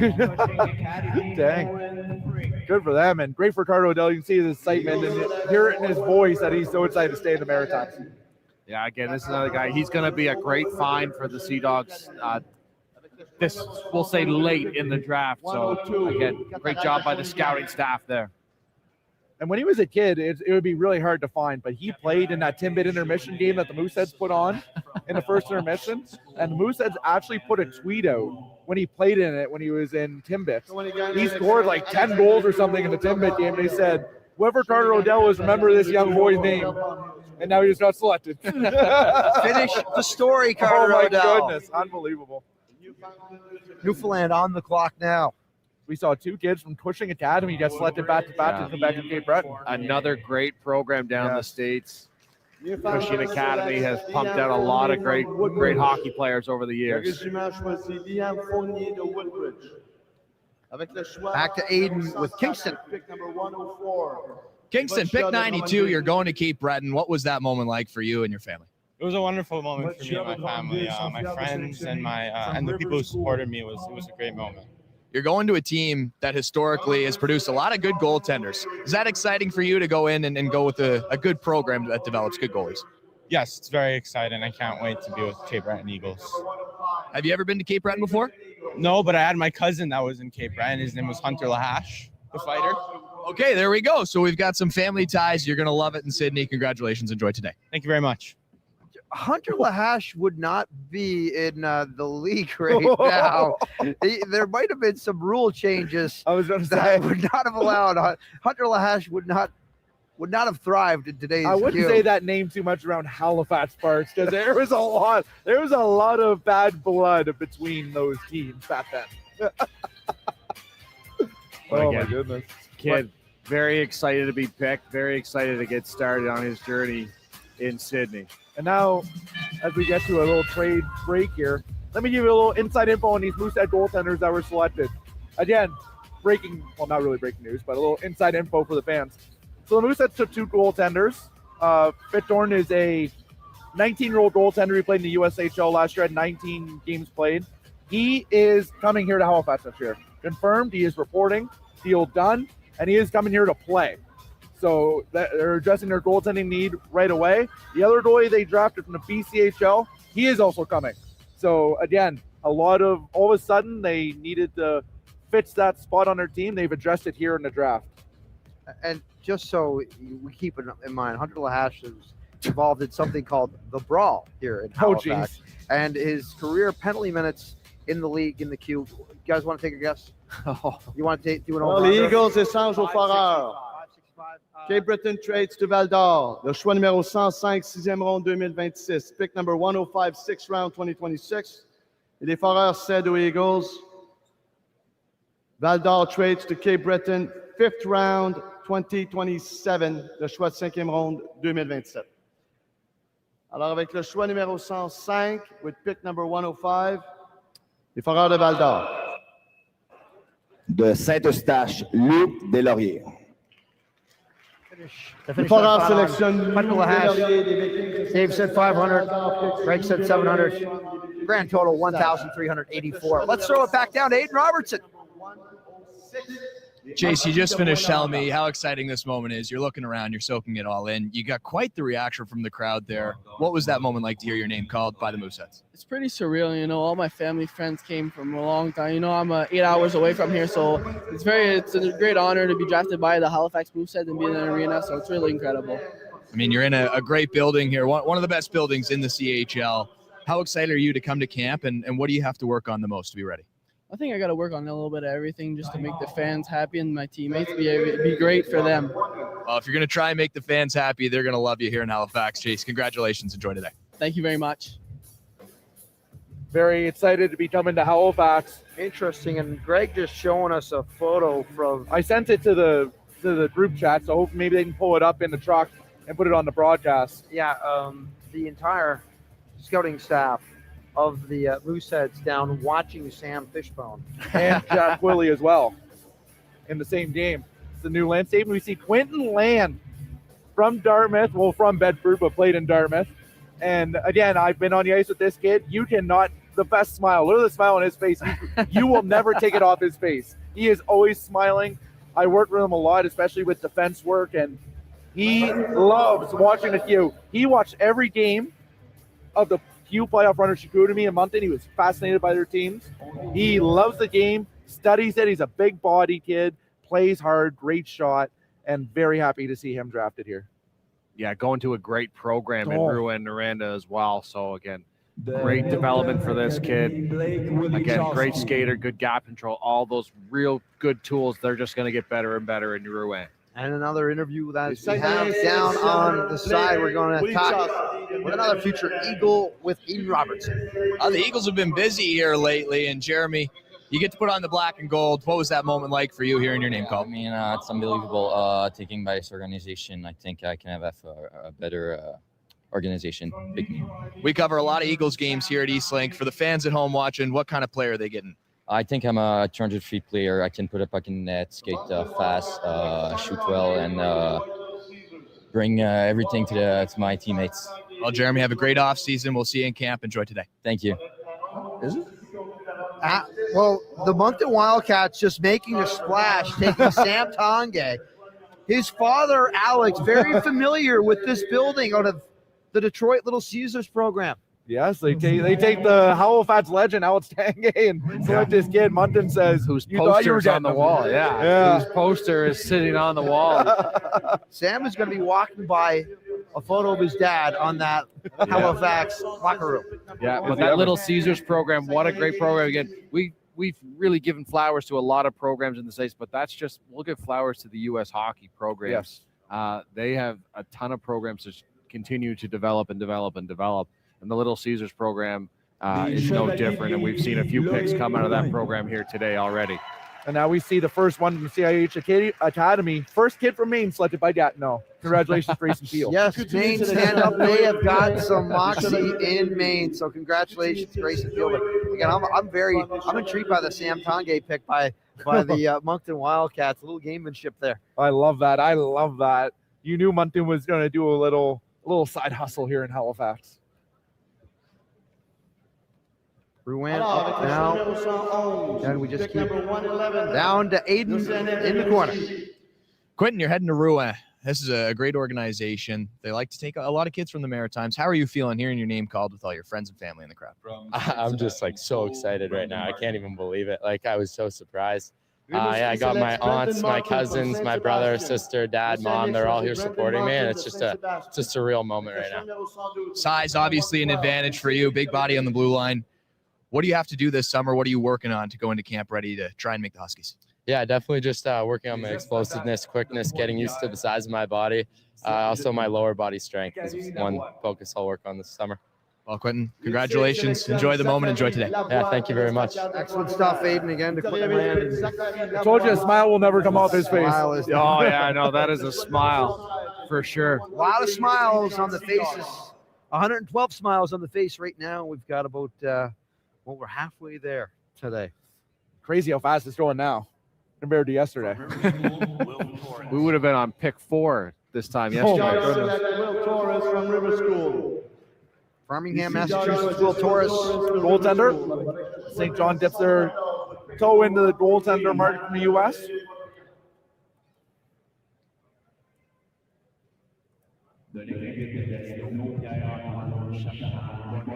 Another center coming off the board. The longest name in the draft so far. Here, Antoine. A double hyphen. The double hyphen. I feel bad for the equipment person that's put that name on the jersey. That's going to be a long one. You know they'll go PA. Oh, PA, 100%. Yeah. Absolutely. Moncton coming in here at 115. From Halifax. From Stansted College, Sean Dwyer. Oh, so Moncton is just taking all the kids. Gordy Dwyer's son going to the Moncton Wilds. Oh, my goodness. The first Islander off the board. Yeah. And he's going to make the trek across the Federation Bridge. St. John Sea Dogs. And he's just going to climb over the chairs. So they hit Halifax. Now they hit Charlottetown. In Newfoundland. Somewhat. So look out, St. Your nets. If there's any name of in your organization, they're taking them. The Sea Dogs on Brody Anderson, the Coaching Academy. Congratulations. And you see that in the Islanders crew over congratulating Sean as well, because they would have seen him grow up. That's right. No, that's right. He's another There's Gordy there. Proud moment. Got to track down. We saw this a couple of years ago in Moncton when Louis Robitaille's son was picked. Caden was taken by the Islanders. And Louis takes the time to go over to see his son, and Gordy doing the same thing. And Gardner and Taylor taking the kid from Prince Edward Island. The guys in VEI not messing about, saying we want an Islander off the board. First one off the board, correct? First one off the board, right? So congratulations to him. Gordy's going to walk over to Gardner and say, make sure you treat him right. Oh, I'm sure he does not have to no worry worries. about that. Zero worries. Zero worries.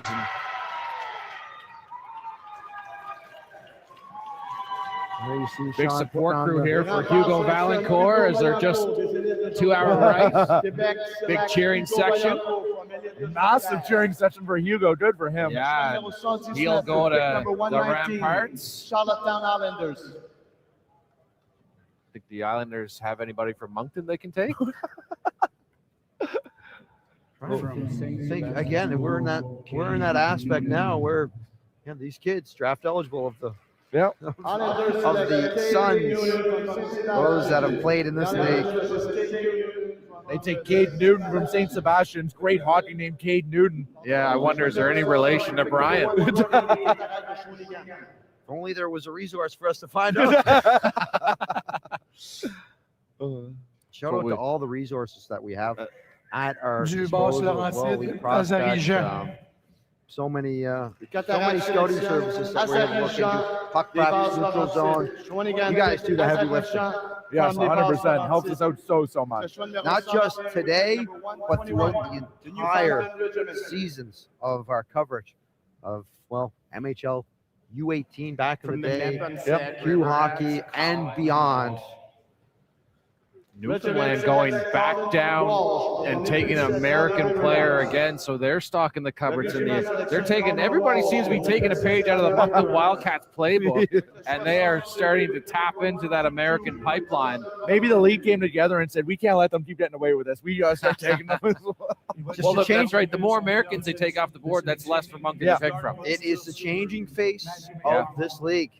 It is, and we see Matt McDonald get drafted to the Drummond Jour, steel suit. He played his minor hockey. Dartmouth coming up, big power forward type player. And there goes the new Yeah. gun. If you're wondering what that explosion was, the Quebec kids are probably very confused. You see Matty McDonald there. This kid Look is at the frame on that kid. Oh, he is super strong. When he does a lot of spring work with me on the ice, and we do drills where he might have to come in and, stick lift the coach and take a puck. I'm a little afraid when he comes in, he might just be down the ice, and his shot is lethal. And as that's taking place, Charlottetown going back to the goalie mark. Caleb Pelletier coming off the board. So Charlottetown really beefing up the goaltender position. I hear you see a great shot at Gordy Totten, the Moncton Wildcats people. Saying, what's it going to take for me to swing a trade here to bring my son? Well, he already has one of them playing with him in Newfoundland. That's right. And was a very effective player for the regiment last year. You want to talk about red sandpaper and nastiness? Oh boy. Well, we've got the young Squire standing by with the Aiden Robertson right now and the new number of the Moncton Wildcats. Sean, really cool moment for you there. You get drafted by the Wildcats. You get to walk by the Islanders draft table, which you spent a lot of time there growing up as a kid, and then you walk by your dad at the Newfoundland table. What was that like for you? Yeah, I mean, it's awesome. I've known those guys my whole life, and they've supported me every way through here. And then just to see them and see me get picked, they're all really happy for me, and it's a great moment. Now, going to Moncton, you're going to have a chance to compete against your dad inside the Maritimes division. How exciting is that? And do you think you have an advantage maybe knowing some of his tricks? Oh, no, I mean, it's awesome. We always compete all the time, me and my family, and I'm so excited to be with the Wildcats and beat them. So, yeah. Another Dwyer in the QMJHL, Sean. Congratulations. Thank you very much. Great stuff, yeah, and great shots there by the crew of Gordy and Gardner. Proud dad moment for sure. And Gardner's been through this as well with his son Taylor. Yeah, that's right. Through the league. That's right. This is not new. But yeah, a sign of respect right there between two great coaches in this league. As again, he's laying out, this is when he likes to eat. This is his curfew. You talk about wanting to eat. It's now time for us to eat. Dave is feeling peckish, so it's time. We've got one interview we're going to throw to it. And shout out to the fort on the ones and twos. That's Yacht Rock, ladies and gentlemen. Little Michael McDonald taking over for the intermission. I love it. You got to get that Yacht Rock. I love it. Finally, a Yacht Rock selection. I'm not going to break into it. I can't hit the high notes on TV. I've been warned about that. Hey, we're coming into eight rounds. 8th round coming up. Going to throw it over to Captain Robertson. Rear Admiral Robertson. Matt, you're heading to Drummondville from Dartmouth. Got a nice roar from the crowd. You're here in Halifax. How was that moment and sharing it with your family? Yeah, it's super excited. All my family and friends here, and it being just my backyard in Halifax. Halifax is a great experience and great moment for me in my hockey career. Watching you play a bit this year, I really liked your game because I think you were able to play up and down the lineup at the U18 level. Sometimes, first, second line. Sometimes you're down the third line, making an impact nonetheless. Do you think that gives you an advantage heading into camp and trying to make the team? Yeah, definitely. I think I'm one of those guys who can play anywhere, and any team could use me. So I think that's a great advantage for me, and I'm super excited to get to camp in Drummondville. Well, Matt, we got to get some lunch. We're going to take a quick breather. Congratulations. Enjoy today. Thank you very much. That's going to do it for the first portion of day 2 of the QMJHL draft. Lots of names selected, lots more still to come. Stick around. Mavs has an interview with Monsieur Commissionaire. It's the QMJHL draft on Eastlink.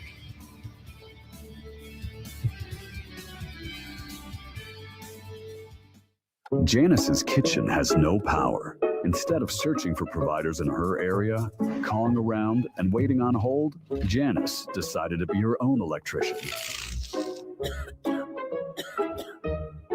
Don't be like Janice. With Go Local Quote, simply select the category, describe the job, and we'll connect you with trusted providers in your area. Go Local Quote. Let local business come to you. When visiting Halifax, smart travelers choose Future Inns. They offer comfortable rooms, the Redwood Grill, and conference spaces for up to 125 people. A great location with tons of parking. Future Inns, Halifax Hotel and Conference Center. Proud to support this program.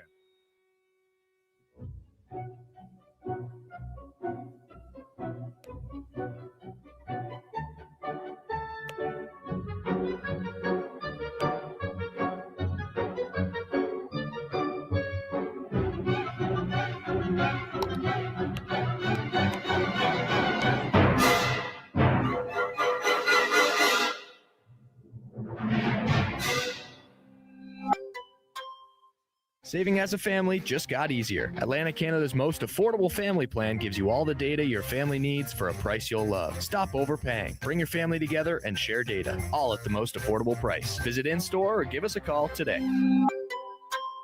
For making life easier and saving money, you turn to Eastlink. Now, when you pair a mobile data plan with your home services, you can save even more. Get the perfect mobile plan for less. Just give us a call or visit your Eastlink store today.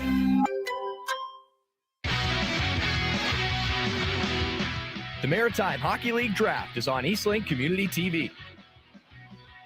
Catch live coverage of rounds 1 and 2 Saturday, June 20th, starting at 10 a.m. Welcome to the intermission break here at day 2 of the QMJHL Draft on Eastlink Community TV. And before the festivities took place Thursday afternoon, I had a chance to sit down and speak with Mario Cecchini. It's the 3rd year that he has presided over this event, his 3rd year as commissioner. A lot of issues to be discussed and a lot of celebration to have as well on the successes here in the Q. Mario Cecchini, commissioner of the Quebec Maritime Junior Hockey League. Appreciate you coming in before the draft, and we talked about it being the Quebec Maritime Junior Hockey League. Your regime put the Maritime in the title. This city put the Maritime in the league. What does it mean for this league to have one of their showcase events finally? Well, in finally is the Halifax? good word. When I came on board in 23, the draft was in Sherbrooke, and Peter and Sam Simon came over on the floor and said, we won this event. So here we are. 3 years later, I think at the time, the year after was dedicated, and we try to do Maritimes Quebec. Very happy to be here. It's a glorious city, obviously, beautiful city, especially in June. Much better than in January when I usually come. And it's a milestone to your point. This franchise created milestone in the queue and deserving, and it's going to be a great show. It's the culmination of a lot of job interviews for these young men to get an opportunity here in the queue. And when it comes to job interviews, there's onboarding. What's the process for these kids going into the draft from a league perspective, and then after they hear their name called? Well, from a league perspective, first of all, you should know that it starts much earlier than that. We started in February about when we start having the list of the potential draftees. We do interviews one-on-one, about half an hour, me and the vice commissioner, the deputy commissioner, with the parents and the player, letting them know, first of all, what the draft is all about. The actual day of the draft, when your name is called, how to prepare for that. Then we talk about school. Then we talk about the onboarding day, which I'll get back to in a minute, what the league does. And we talk about all the traps to avoid, and we have 3 alumni that come and talk to them. So we take them through that first and foremost. Then once here, the team takes charge. They feel like pros because they are fitted with their equipment. All the equipment companies are up here. Bauer's our main partner. And after that, when they're selected and they do training camp and they come on board, whether it's at 16 or 17, as far as the league is concerned, they go through an onboarding day, which I was just describing just now. So it's about the draft. It's about learning about school, first of all, how to make sure of school, learning all the support program that we have, because we hear a lot about anxiety performance of performance that we hear around kids of that age. So we're there to help be alert with them. And then in the afternoon, we go into the touchier subject, sexual consent. We go and talk to them about traps to avoid on a general basis that can happen at that age. We've had, obviously, I don't want to get back, you know what I'm referring to, and we don't want that. That is bygones right now. We don't want that to ever happen. So we try to elevate their conscience, make them realize that they'll be known, they'll be recognized, and that they have to act in a way that I always say, if you're ever filmed without you knowing, we want your mama to be proud. That's what we tell them. When you're talking with these kids, what's some of the interesting questions you get from them? I think when they talk to the alumni, so at lunch, we have the 3 alumni that are there. It's really all about the details. I'm in a slump. Who do I talk to? The coach, the equipment manager, the AT, my teammate. I see a teammate that is having some issues. Do I bother? Do I don't bother? How do I recognize when he wants me to intervene or not? Billets. How is it with the billet family? How do you say most of them will go there for the first time? It's unfamiliar. So what do? They stay in their room in the basement. They go up and they help out, empty the dishwasher is what I told them, get involved. All those details, questions. See, the hockey part, once they're on the ice, they're comfortable. It's their thing. It's all around it, you know, what comes with it, the power of the logo in front, learning very quickly that it's about this logo, not the name on the back, but the logo on the front. All of these things, they tend to ask those questions that is all around the experience, you know. When you had an interview with The Athletic, there was a quote I saw that was, in the Q, we like to be a little different. It's your third year. What are some of the differences that we've seen with the Q? Well, I think, first of all, that onboarding day is unique. Do we need to mention the fight rule? Obviously. Makes us unique in Canada. Same as the rest of the world. It's important that we know that. I think there's the support program that we provide. I don't want to say unique, but we've learned a lot, and the youth, they change so much, so quickly, that we try to keep up and we adapt. So all of the type of programs that a player might need, and we keep it very confidential. He can access to those programs, talk to a sports psychologist or any discipline or very specialty that he needs to talk about, we will provide. We've implemented, therefore, a budget that we pay for it on top of the team, because he may not want to tell his team. So the whole assemble of the teams pays for it. That's new, for example. So it's all about support, the human behind the player. That's what the league is there for. And the teams obviously take care of the player, obviously of the human being also, because they're the main reason why they come in as kids and leave as men. But we insist tons on that. And we've, doubled the budgets as far as schooling is concerned per school over the past 3 years. We are pushing a lot because the world has changed with the NCAA. Kids want to do grade 12 instead of, so they try to prepare. So it makes a mix of students that is from everywhere and mostly virtual. So we need to augment that supervision to make sure that, because virtual, it's a little bit easier to fall behind. We don't want that to happen also. So we've done a lot of things around all that. So the overall experience, we try to make better. When we talk about the NCAA, you come back from Kelowna and you have a chance to talk with the O, you have a chance to talk with the WHL. When college hockey comes up, what's some of the, the themes and the points that are universal between the three leagues when you're dealing with this interesting year of college hockey and moving forward? Pretty much every point is similar. Everybody comes around that, okay, we lose 20 years old. We can deal with that. We have, by rule, as you know, we have, 150 19-year-olds in our league. By rule, we have to let go of 100. We can only keep 54. So the talent is there. See, these guys played in our league. So the talent at 20 will always be there in our league. 19-year-old is hurting us a little bit more. We see the NCAA coming in younger, making us younger to a certain extent, but we have the luxury of having less people leaving than the influx of talent that's coming in. So that I always make a point not to mention some of the 19-year-old leaving without saying there's 50 coming in, or at least 10 or 15 coming in for everyone that leaves that before could not come. Whether it was a European or an American, could not come to play in our league simply because he wanted to do the NCAA. Now he can. So we try to look at it very positively from that point of view. This being said, we're concerned with the fact that we still have engagements. We invest in the kids, and we just want to make sure that there's some visibility, that what we do is also respected from that point of view. So those are the discussions we're having right now, and making sure that everybody, we have to recognize the players have a choice now, and it's on us always to make the experience better, make them happy. But at the same time, we'd like to see some recognition sometimes of all the work that is done. When you talk about the Americans coming in, there was about 41 Americans This year about this year, both two teams.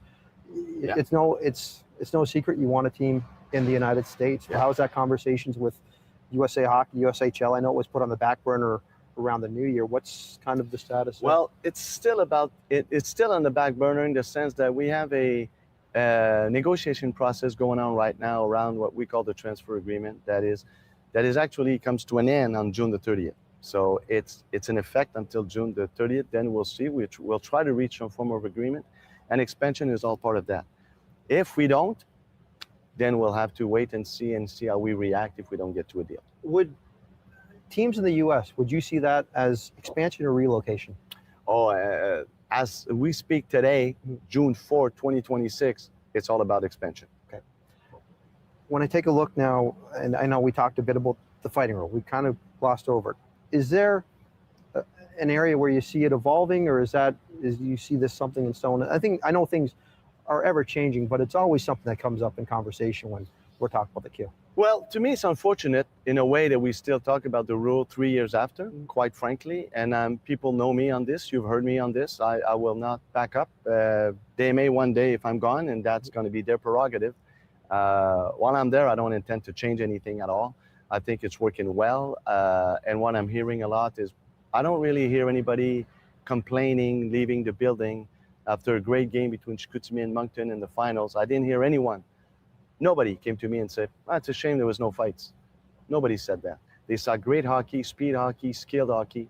That's what we're all about, and that's what we try to put forward. When we talk about developing players, I know 42 kids from the league are on the NHL CSR, and the number just keeps going up over the last couple of years. What are the conversations like with the Quebec League and the provincial sport organizations like Hockey Quebec, Hockey New Brunswick, Hockey Nova Scotia, Hockey PI, Hockey NB? I think we're on very, very good terms. We're very collaborative with them. We're very happy. You mentioned off the top, we're very happy with the 40 plus 2 years in a row or close to having also 25 Quebecers, which is because Quebec, there's always a little bit more scrutiny on that front. So we have, and those are numbers that we haven't seen in 10 years. We saw the past 2 drafts numbers have gone up. We expect last year we had 19 out of a list of 36. We had a list of 41 or 42, you said. So hopefully we break the 20 barrier. So it's going to be a 3rd year in a row that it's up. So to me, all the signs are positive along those lines. And we try to be as collaborative because this starts at 9, 10, 11, 12 years old. So to your point of the associations, I would say almost regular contact, or as much as they want to have regular contacts with us. We're there. We're there to work on transfers. We're there to help them always offer coaching. All of these things are on the table every day in the conversations. I want to go back to your time as president of the Alouettes. Yes. What are some of the things that you take from that experience that you feel you fall back on and you kind of recognize as a commissioner league? What's some of the things that you find from being ahead of a team compared to ahead of a league? Well, such a different job. What you learn as head of a team, first of all, working with a commissioner at the time and working amongst president of the league, is the distance. You're in it. You're emotional. Everything is about winning. So it's, while in my case, we really don't care who wins. And the commissioner's job. You have to make sure that everybody has a chance to win. And you're faced with 18 opinions of people who know hockey, but clearly think differently on many fronts. You know, there's 3 or 4 opinions on every topic. So it's much tougher. Simply because it's sort of a neutral, you're a judge, at the same time you're at the service of the teams and the league for all the services that we provide, but then you also sometimes have to be a disciplined person, and you always have the image, the impact. You want the league to represent the efforts that the teams do in a good fashion. Nothing is perfect, but I think that for me are the main differences. And by the way, the Alouettes start tonight. Let's wish them luck. Or tonight, June 4th. And I don't know when this is going to air, but they start tonight. I know who to go to from back up at Montreal for tickets because I saw you at the center line in the CFL. I'm always there. Should the center line stay in the CFL? Yes. Okay, perfect. 55? Yes. Absolutely. As a commissioner, there's going to be a lot of handshakes here. There's Yes. also handing out a trophy. What is the emotion like handing out a trophy? And especially, we'll talk about the Chicoutimi in that spot, having that community end its drought and being able to watch those young men lift that cup at home. Listen, it's part of this job at the draft, talking to parents and billets and handing out the trophy or, to either an MVP or the cup at the end of the year. That's the fun part of it. That's the cherry on the sundae. Do you say that in English? Huh? Yeah. It's just the fun part of it. It's the big smiles. It's the shoulders that come down. It's all the work that went in there. That is finally, you get to win. You get to do what we all dreamed of growing up as 5, 6, 7 years old. So it's an amazing feeling to be on the ice with these guys. Get chills just talking about it. Mario, appreciate you taking some time. Enjoy Halifax, especially in June. It's a lot nicer than January. Thank you very much. Good morning. Morning. Are you getting on bus? Seat taken? No, we'll go for it. Hey! Oh my gosh, how's she going? Hey, how are you? Hello. Allô, ça va bien? Look at you! Salut, what's up? Is he back? He's calling. No. He's calling. Hey, answer. Hello? With TiVo Stream and the TiVo Stream app from Eastlink, your shows go where you go. Catch live TV, sports, and all of your favorites in one easy place, at home or on the move. It's a flexible way to watch without missing a moment. Back here at the intermission on day number 2 of the QMJHL draft. So much activity on the go, and there were, of course, the action on the floor is great, but the action on the ice, even better. Our friend Alex Regenbald from the QMJHL put together a tremendous highlight package of all the action, all the activity, all the adventure that was this season.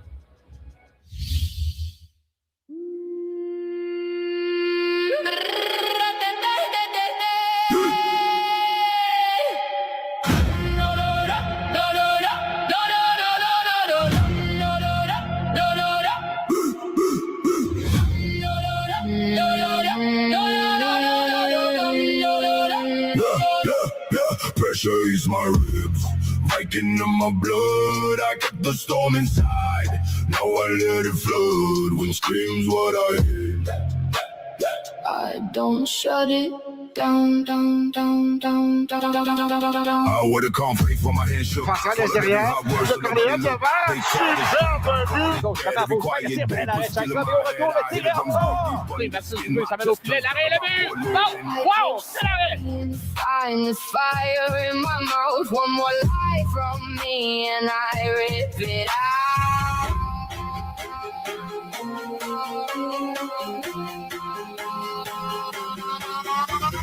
Un contre un. Joseph, une feinte au départ de Gosselin. Quel beau jeu. Joseph s'en tire. Le retour et le but.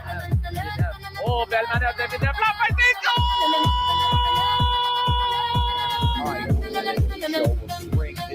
Here comes Janacek walking. Janacek scores! I'm done being Avec le disque, feinte d'épaule, le tir à la but! Seul le faible, la fête et le but! Ah ouais, Tom! Protège bien le disque, revient devant. Et le but! Pressure eats my ribs, Viking in my blood. I kept the storm inside. Now I let it flow. When screams Winding what through I center, hear. getting by 2 for that, make that 3, Wild No softening, no pretty scar. I drag my chaos back from the dark. It bites my shoulder. I bite it back. I turn the panic into attack. Son défenseur Campbell, sur le Campbell, la rondelle déviée. Wow, quel arrêt! Say it louder. I survive. Feel that pressure. Still alive. C'est blessé, il dit arrête! Son tir, voilà le but! I rise, Dubé qui s'amène du côté gauche. Dubé devant le mire, la feuille, donc il fait le tir. Et le but! Point d'en fait front contre le terrain. Oh! What a shot! Donc là, la remise de l'équipe des joueurs.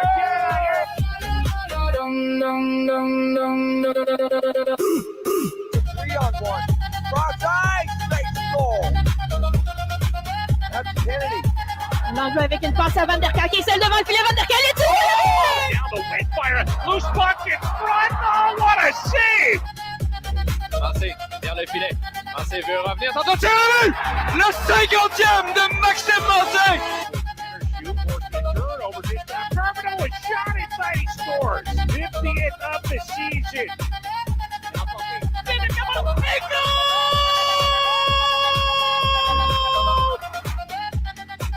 Deux contre un, le compte s'avance, on tire le but! Période de passe, on tire le but! Quel tir de Liam Lefebvre! Quel espace, Boulan de sortir, bloqué, le retour de Tiscanet, but! Tiré de Tiscanet, Boulan de sortir, et le but! Patrice Boulan, c'est 4-4! Et c'est fait les Saguenay cause une grande surprise en troisième période, une remontée hystérique! Le royaume l'espérait, le royaume l'attendait. Eh bien, le royaume retrouve sa couronne. Les Saguenay sont champions du Grand Michel Courteau.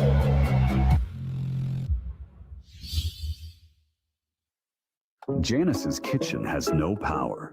Instead of searching for providers in her area, calling around, and waiting on hold, Janice decided to be her own electrician. Don't be like Janice. With Go Local Quote, simply select the category, describe the job, and we'll connect you with trusted providers in your area. Go Local Quote. Let local business come to you. When visiting Halifax, smart travelers choose Future Inns. They offer comfortable rooms, the Redwood Grill, and conference spaces for up to 125 people. A great location with tons of parking. Future Inns, Halifax Hotel and Conference Center. Proud to support this program. Welcome back to day number 2, the intermission here, as we're getting very close to the names getting back to being called here at the QMJHL draft. And before everything kicked off last night, Mario Cecchini threw to a video called The Next Ones. We are trying to find the next ones, and the next ones often found in day 2. Here is that highlight pack. Written on by, you know how I feel. Welcome to the QMJHL draft. It's a new day.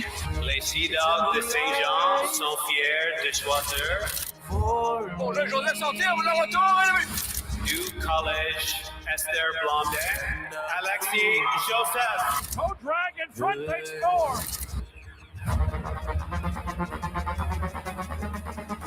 Mad Dog, that's it. Oh, le but! Kevin! Caleb! Nettoyé, blue, white, and backhander score!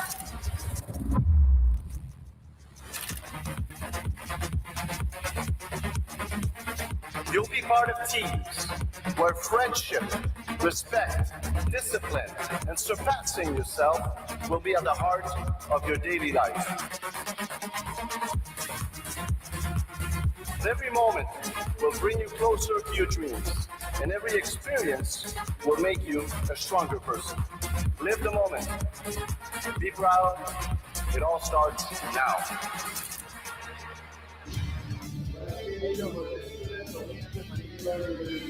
Folks, time to get our back to the stage. Mario getting things running here for the second half, day number 2.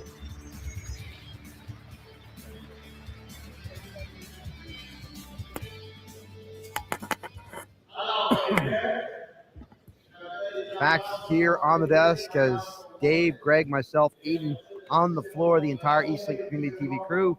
We are back and rolling for 4 more rounds here in the Q draft. And look, we are no trades, no time. I thought you were going to say 4 more hours. 4 more rounds is better. 4 more rounds, not 4 more hours. As Bacomo will kick things off for us.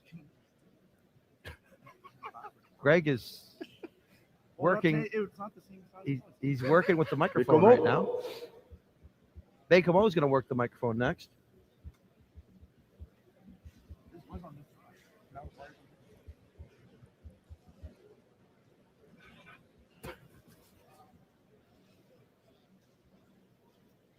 Let's see what's going to be selected here. Allez-y, Draft car. Du Sioux City, Ryan Poirier. Le Drakkar sélectionne Ryan Poirier de Sioux City. Bacomo selects Ryan Poirier from Sioux City. Avec le choix numéro 128, with pick number 128, Sig de Victoriaville.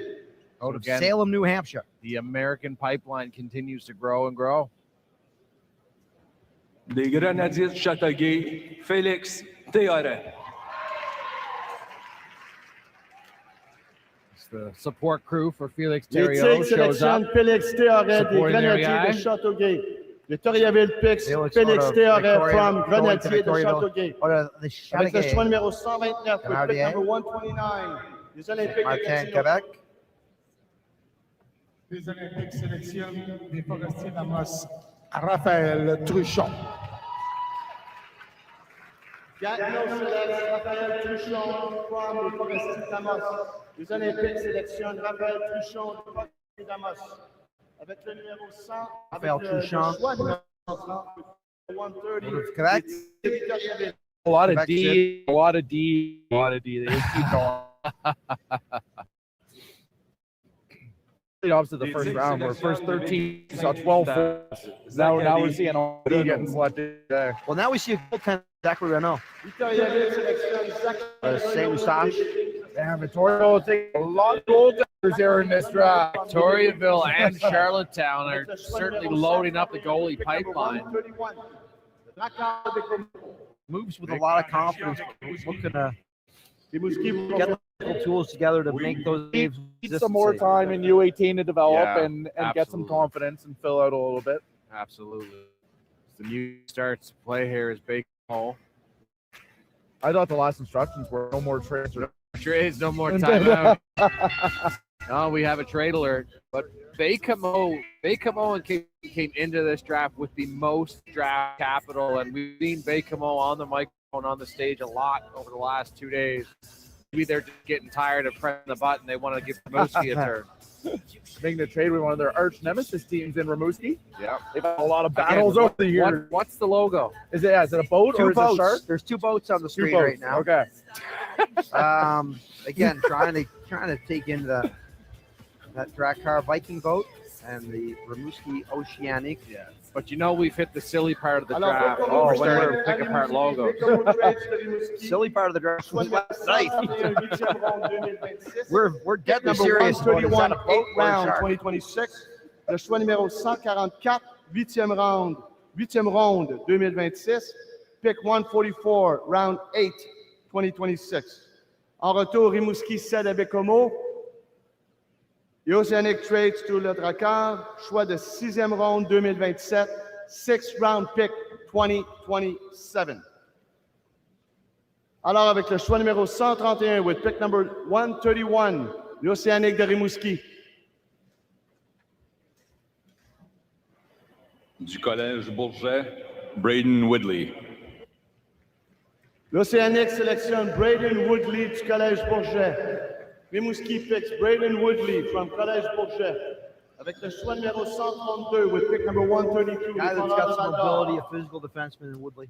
Yeah, and again, the run on D continues, and Rimouski really likes his game, making that trade with Bacomo to get up and grab him. And again, kids that can play on a physical edge, kids that can think the game are at a high value.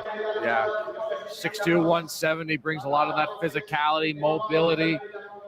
Not a lot of offensive upside, but you don't need it when you've got that kind of a frame. Here comes the pick for the Moose. The Halifax Mooseheads are proud to select from St. George, Jake Donatelli. Barrington, Rhode Island. We hear a cowbell in the background there. School. Yeah. Not to be confused with Donatello, the Ninja Turtle. Or the Renaissance painter. So Halifax continues with their trend outside of Jack Cameron, who they took with the second pick of the second round. They've taken All-American players ever since. Again, taking a page out of the Moncton Wildcats book.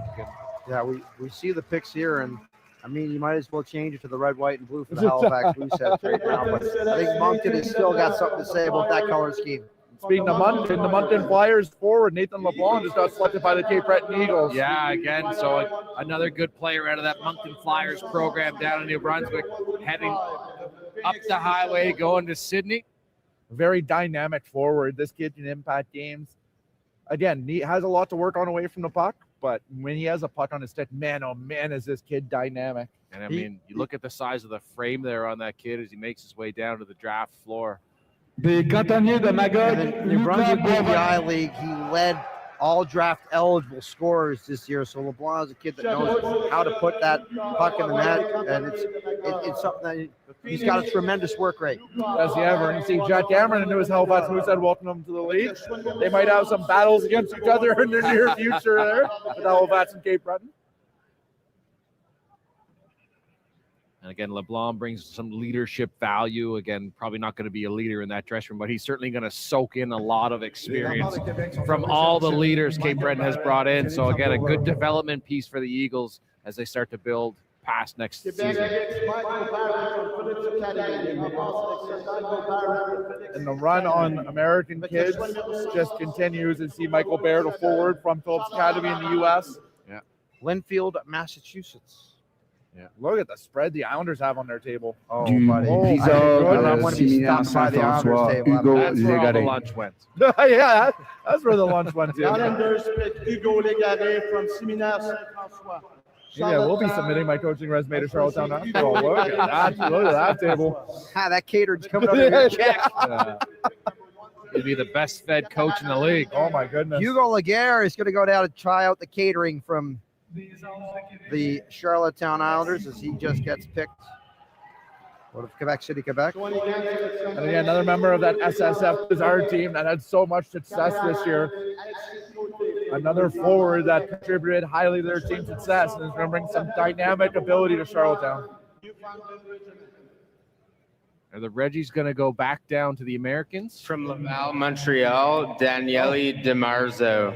They will not. They will stay in Canada, going to Quebec. Laguerre as a forward, goal, 11 assists, 12 points this season for SSF. And then Danielle DiMarzo, that's a great Italian-French name that's going to Newfoundland. Hunter McLean. Running into Steve Kroll and the Subaru Brass during the break. So we still got a couple guys to go. Hunter was on his mind. And there he goes. I coached Hunter in U13, was almost 6 feet tall back then. Massive kid, and he just keeps growing. And he did not cut him. Did not, nope. Hunter is a player that has always dominated at every level he's been at. Now he gets to go to Drummondville along with his teammate, Matt Patel.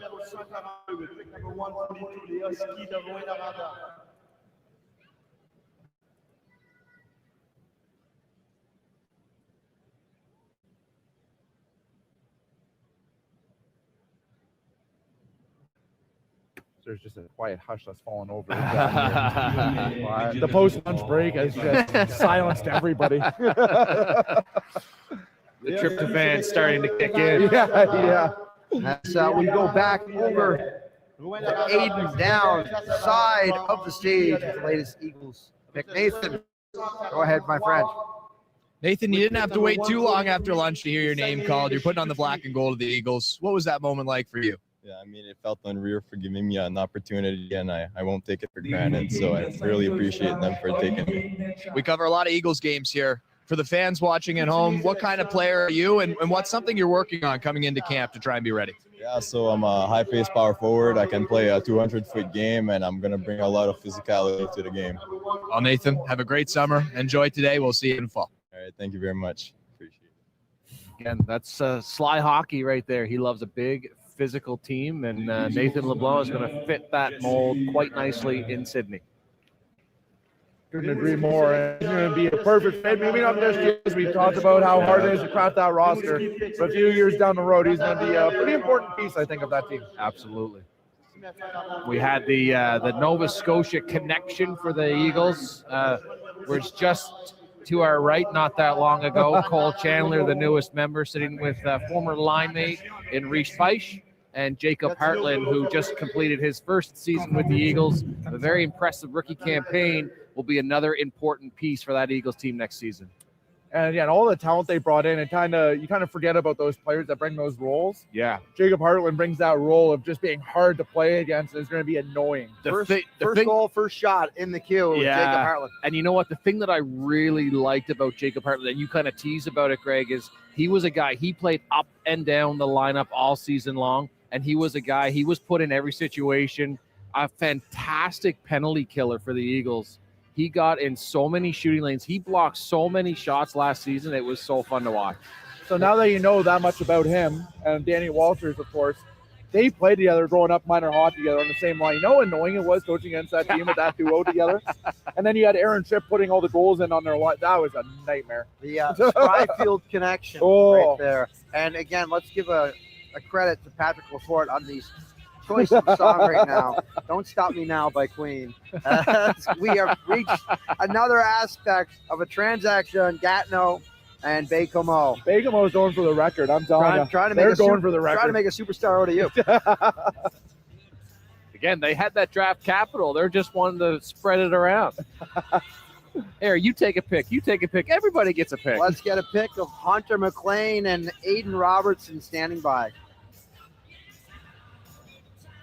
Hunter, you're going to Drummondville. Great moment there with your friends and family here, being close to home. What was that like for you? Oh, it felt amazing just to get drafted. I'm excited to get started in Drummondville. And it just felt amazing.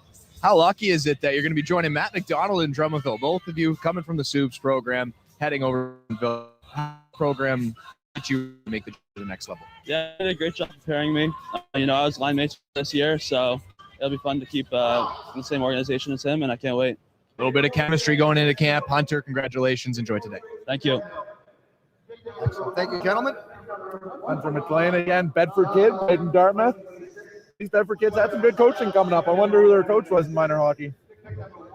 Was it the coach of the year? Two-time coach of the year. That's right. We got some 10th round selections being swapped here between. We're into the weeds, folks. We're into the weeds. 2026. Retour Gatineau said à We Baie-Comeau. start the ninth round. Gatineau trades to Yes, it Baie-Comeau. 7e round 2027. Starting it off with a bang. Pick of round 7, 2027. Alors, avec le choix 145, with pick number 145, les Olympiques de Gatineau.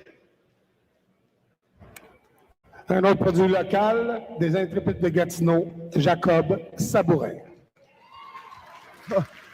They want to get their own backyard. Jacob Sabourin de l'Intrépide de Gatineau. They Jacob Gatineau Sabourin. selects Jacob Sabourin from l'Intrépide de Gatineau. Avec le choix numéro 146, with pick number 146, the Newfoundland Of Regiment. course, this aspect is where you talk about wanting in your own backyard. You're looking for kids that can report, and be close to home, and potentially show up in an AP role maybe, and try to work themselves into a. These are kids that, again, as you mentioned, you're looking at kids that'll come to camp, kids that might impress you at camp, push other kids, and maybe play in a U18 program or junior A program that's close to your team, and you can call up in extreme situations throughout the year. Yeah, and again, Gatineau again made it very clear that their picks don't expect to be big roster, but they can keep very, very close tabs on Sabourin as he is literally in their backyard. Which is also strange out of Gatineau. If you look at their roster, and I see a lot of roster opportunities on that team. So unless they're bringing in some American free agents. Moncton Flyers, Jamie Gillette off the board here is going to Gatineau, but as we've just talked about.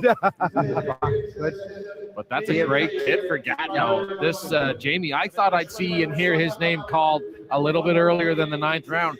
I thought he may fall in the 6-7 round, 6-7. But so that's a good find for Gatineau right there in Jamie Gillette. Again, just a great program, gets the great coaching in Moncton. They teach you how to be a pro in that program. Yeah. And he's going to effortlessly step in whenever Gatineau needs him. Take him back on his way St. John Sea The picks Dogs. just keep rolling in through Jacob to It's been Victoriaville. it's been a while since we've seen an American come off the board. Yes, we had a big run of them. The last one, Des Jesse espoirs de Jonquière, Bernardini Philippe from Harvey. Wakefield, Massachusetts. Philip Harvey, another St. John goalie selects from Philippe St. John. Harvey from les Espoirs du Saguenay. Everyone's trying to check off their boxes now, saying we need a goalie in this draft, or we need another defenseman in this draft. Somewhere on that draft floor, somewhere on that draft floor, Smitty's got a giant smile on his face. Strong season for him in Major 17 AAA in Quebec, and was very good in the CCM Challenge. A timeout being called here. And a little groan from the crowd as St. John calls a timeout. St. John's just stirred the pot all weekend long here at the draft with the transactions and the timeouts and the draft picks and just the pure cinema. Well, they have the wrestling nights. They're being the heels now. They had the master lock. Chris Masters slapped the mascot into the mascot. There's no way you're breaking that. Zero chance. Zero chance. If Bobby Lashley can barely get out of it, you're not getting out of it. Also working that night was Rhino. Yes. In there as well for the ECW. I know the Sea Dogs had the NWO-inspired uniforms this year, the Stone Cold Steve Austin 316 jerseys. So I'm very excited to see what they go with next 10 year. seconds. so what the commissioner, you guys may have already known this. This is news to me. What the commissioner just announced there is this is the Sea Dogs' third time out of the draft, and they have one left. Okay. Only 4 timeouts per team. Now we know Now that we know. you have 4 timeouts. Yeah. And you're going to burn. We've never really been in a situation where they burn through the ball. Why can't they just From be St. like John a regular Vito, season Brock hockey game Lions. and you get 1 timeout? Brock Lions going from the Brock Vitos Lions to the from Dogs. I was going to say, they took all that time to just take the kid in their own backyard. That play there.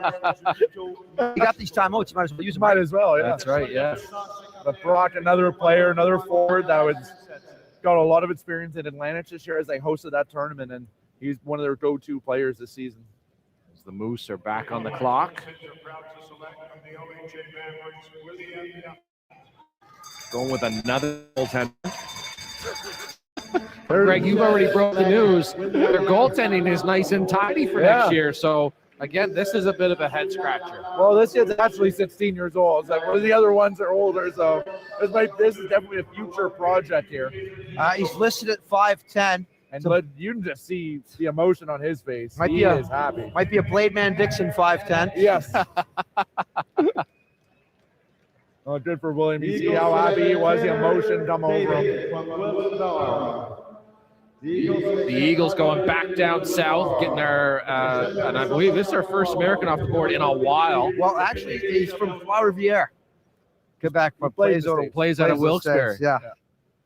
Du Collège Notre-Dame, Émile Rioux. Sherbrooke wasting 0 time in their selection. They got the message from the commissioner. Yeah. Some teams have planes to catch. Yeah. There's a lot of people with luggage here that they brought into the Scotiabank Center.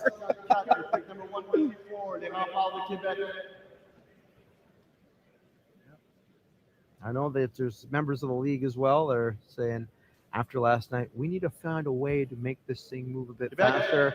And don't worry, tomorrow we're going to keep it going.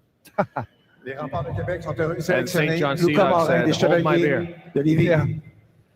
They said, we're just driving home. We can wait. Yeah, that's right. That's right. We're staying the extra night. Yeah. We're in no rush. Yeah. Mr. McCain's putting us up. It is the best city in the world, according to him yesterday. Yeah. As he made the pick for them. Yeah. All right, a trade. A trade. Charlottetown and Rimouski.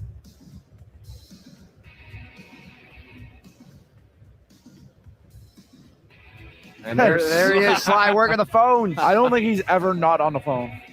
You got the ISO on him. He must have the unlimited plan. Oh, my goodness. He's It's got gotta great be. plans with Eastlink Wireless. Oh, Just so you know. what a transition. Actually, it's That's a softball if they ever heard one. I believe you can pair your internet and your wireless and get TV as well. Get the whole package. That would go from a pair to a trio, though. If only there was anybody on the waterfront who could pitch me that. Or Point Pleasant Park. I didn't finish the ad.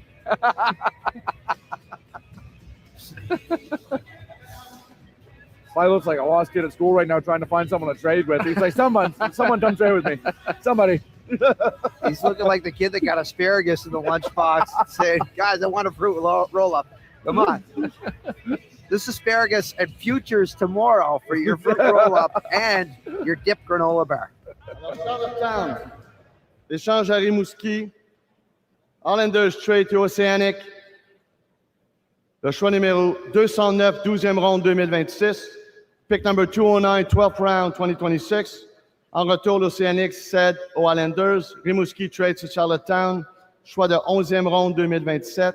11th round pick 2027. Avec le choix numéro 155, donc, les Islanders de Charlottetown. From the St. John Vito's, Liam Boyles. So, Greg, you talked about it before. Charlottetown really like the Maritime kids, and they really like to build, again, out of that back end. And Liam Bowles coming over from St. John, a back end kid, making that trip again across the Confederation Bridge. Yeah, and again, very physical defenseman that played on that Vito's team. And another player that's going to just be hard to play against in Charlottetown. And we'll throw it over to Aiden. He's standing by with Will upon the latest Moosehead selected there and a goaltender to boot. William, welcome to Halifax. What did you make of the city and the experience this week? How excited are you for the opportunity with the Mooseheads? Like, I'm really excited. It's a good place. It's a good city. I love the fans. So I don't have my words actually, but I'm just proud of what happened right now. And yeah, that's it. This rink gets rocking in the fall. It's very exciting. Now, we saw you overcome with emotion, hearing your name called. Yeah. What does it mean to you to be drafted into the QMJHL, and how long has this been a goal of yours? That means a lot because since I put my first skate in, it was a dream, and that's the dream's come true right now. I'm really thankful for everything, my family and my teammates, and yeah. William, welcome to Halifax. Enjoy today. Congratulations. Thank you. Great moment for William, and then after he was selected, Blake Bootlier out of the Halifax Max gets selected to the Cape Breton Eagles. And another defenseman I have the pleasure of working with a lot on the ice. And I mean, we get coached by Tim Boyce, Tony McCarthy, that you're going to be a really good, steady defenseman coming to this league. Yeah, and probably got some very good experience this year with the Max program, which obviously come up just short of a national title. Another great defenseman to throw into that pipeline in Cape Breton. Le régiment sélectionne Samuel Williams to East Coast Blizzard. I tell you what, meant to be. It worked in the past. Yeah, it worked very, very well. Meant to be. We'll miss you, Paul. That Newfoundland team that close to home taking Sam Williams from the East Coast Blizzard. Yeah, again, so the team's now taking care of their own backyard, it seems. Well, Cape Breton does love the Halifax Mass program. They've taken a lot of their players over there, and it's worked out very, very well for them.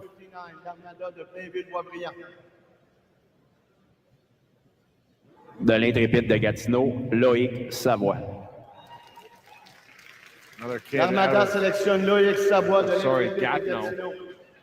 But another nice defenseman for Blainville to add into the mix as they start to retool after going all in this season. Yeah, a lot of roster spots we had in Blainville this season. Yeah. From Seton Hall, Bryce Langlois. Yes, he sélectionne Bryce Langlois. Bryce Langlois out of Sioux Falls by way of Wake, North Carolina. Didn't think we'd have North Carolina here. We have gone out of New England. We're down in SEC country where it just we have taken for the us. I-95 south. Although Wake Forest ACC. So, yeah. Les Saguenayens sélectionnent Justin Well, Godet. selection here is you're going to be taking Justin Godet. Chicoutimi picks Justin Godet from Kanimet. Avec le choix numéro 100, U17 program in Quebec. l'Océanique de Rimouski. This will round out the 9th round. L'Océanique de Rimouski est heureux de sélectionner des Lions du Lac-Saint-Louis, Henri Lasselle.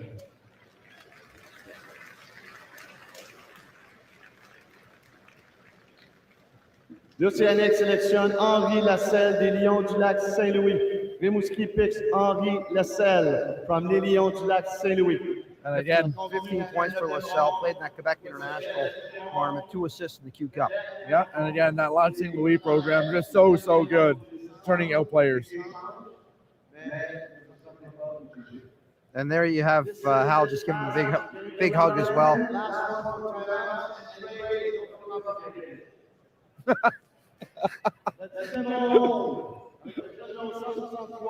Mario's ready to get out of here. Don't feel obligated to take that trader timeout. Love to see it. We go down. Blake Bootler standing by with Aiden Robertson. Blake, special moment for you there, being drafted here in town. You're staying in the province, heading to Cape Breton. What was that like for you? It was incredible. I mean, all of his the movesets in Cape Breton growing, so it's an honor to be with his organization. Cape Breton loves their Halifax Max. What are you going to try and bring to the table in camp in the fall? I think I'm a good, strong defensive defenseman, and I can't wait to see how I do at camp. So. Neither can we, Blake. Congratulations. Enjoy. Thank you. Good for Blake Bootler. Good to see that kid get his draft day moment. Yeah, Des he'll be a estacades big de la piece of Mauricie, Halifax Jérémy next Desjardins. season in the Nova Scotia U18 League. Good development again. The Eagles can keep a close eye on him, as we saw this season. Skanish got himself into a few weeks games, playing with the Max. So again, good for Blake. Newest Islander right now, standing by with Aiden Robertson. It's Liam Bowles. Liam, 155 to Charlottetown. You hear your name called here. What was that moment like for you, and who are you sharing it with here today? I'm sharing it with my whole family, and one of my buddies is down here with me.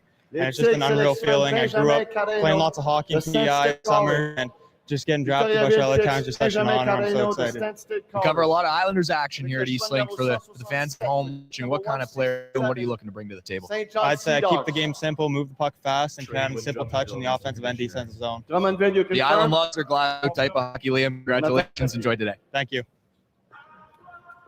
Good for that kid. And again, as we were doing interviews, the picks are coming in just fast and furious now. Moosehead's another American taken, and Jamie Calla. Yep. From Government Academy. Out of Linfield, Massachusetts. A lot of Massachusetts players that Halifax is taking today. I remember when it was rare for, again, we had the brothers from Massachusetts for the Monahan brothers. The Monahan brothers, yeah. I remember that being a novel and unique. So did some color, Garrett. Stephen Davis, yes. So an American, and who knows, one day you might see him on a working a microphone because he's definitely got a talent as a talker. He was very good at it, absolutely. But again, we talked about a photo going around of Cam Russell and his staff that were down in Massachusetts last year, watching a lot, doing a lot of scouting, and you're seeing why in this draft. Yeah, like you say, a lot of Americans coming off the board, a lot of them going to right here in Halifax, and yeah, they spend a lot of time in that Massachusetts area, going around to the different events and just seeing which kids are there, which kids are available. And this scouting staff has certainly done their homework. There's a lot of direct flights from Stanfield to Logan, if I'm not mistaken. So that is making sense there. Although the Moose might have some Sea Dogs. They might have some connections on who might have the PJ and who might have the wings. Yeah. The Sea Dogs didn't get the memo. No trades. Every pick, they just have to wait or do something. So, yeah. Trevor Georgie working the phone again. And look at their spread. I'll be on the draft floor in about 30 picks, doing my picks on the leftovers. All the sandwiches had mayo on them. I can't eat mayo. I find it repulsive. Okay. So I'm pecking away at some nachos next to me, but these guys, they're pecking away at some picks right now.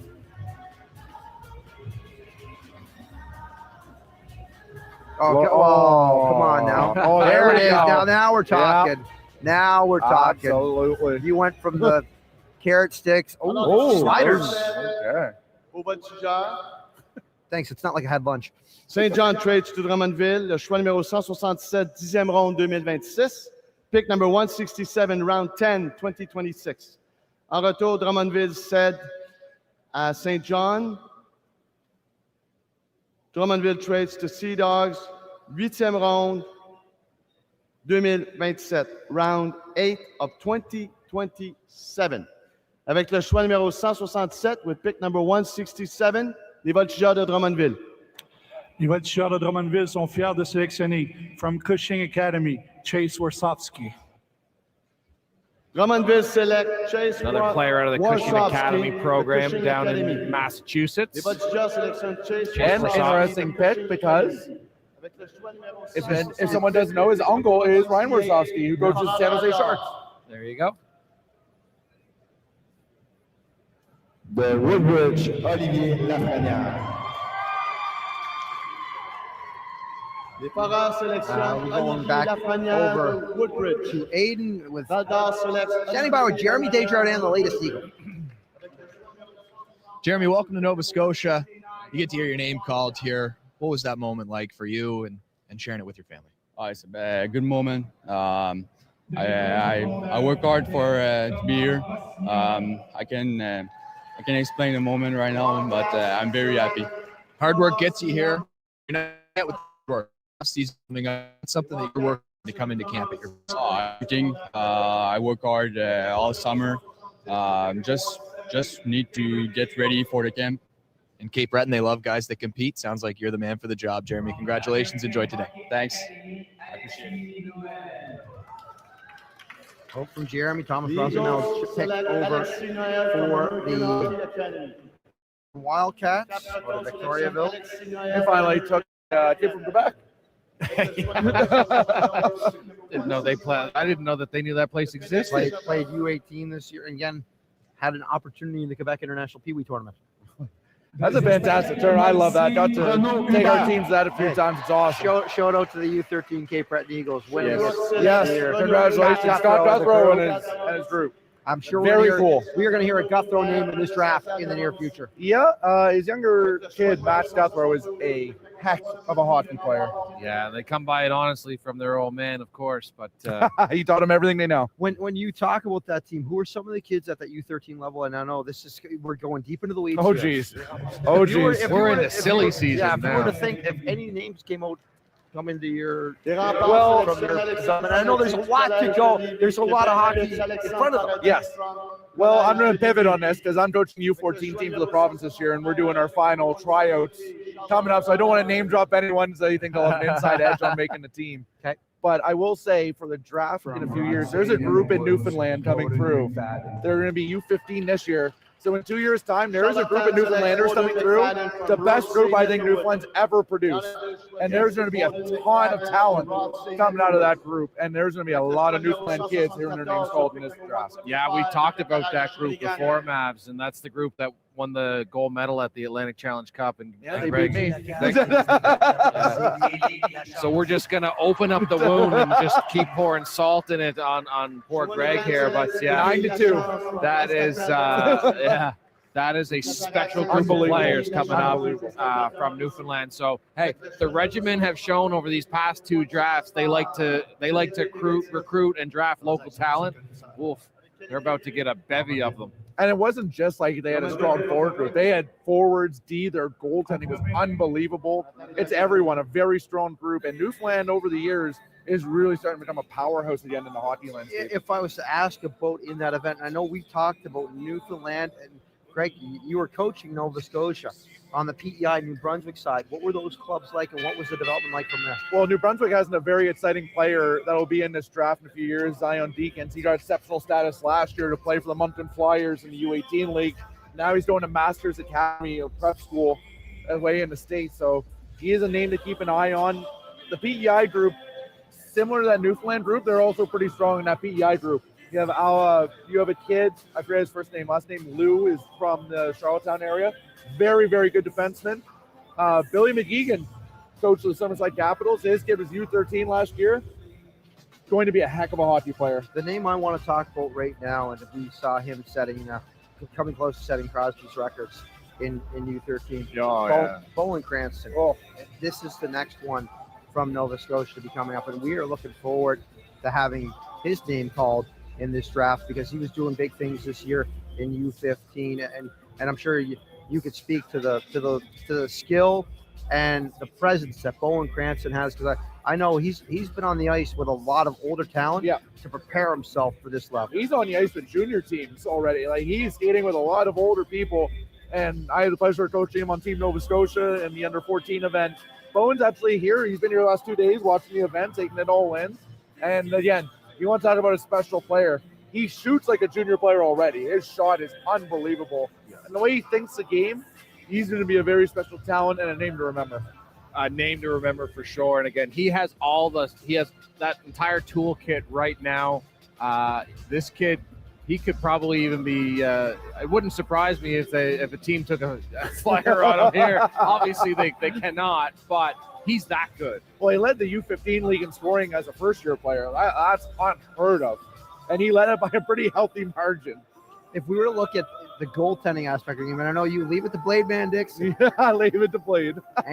What do we see in the development of goaltending in Atlantic Canada right now? Well, again, that Newfoundland group, their name escapes me, but there is a goaltender in that Newfoundland group, in that U15 group, that is outstanding. He already committed as well to a prep school in the States, but he'll be one to watch for sure.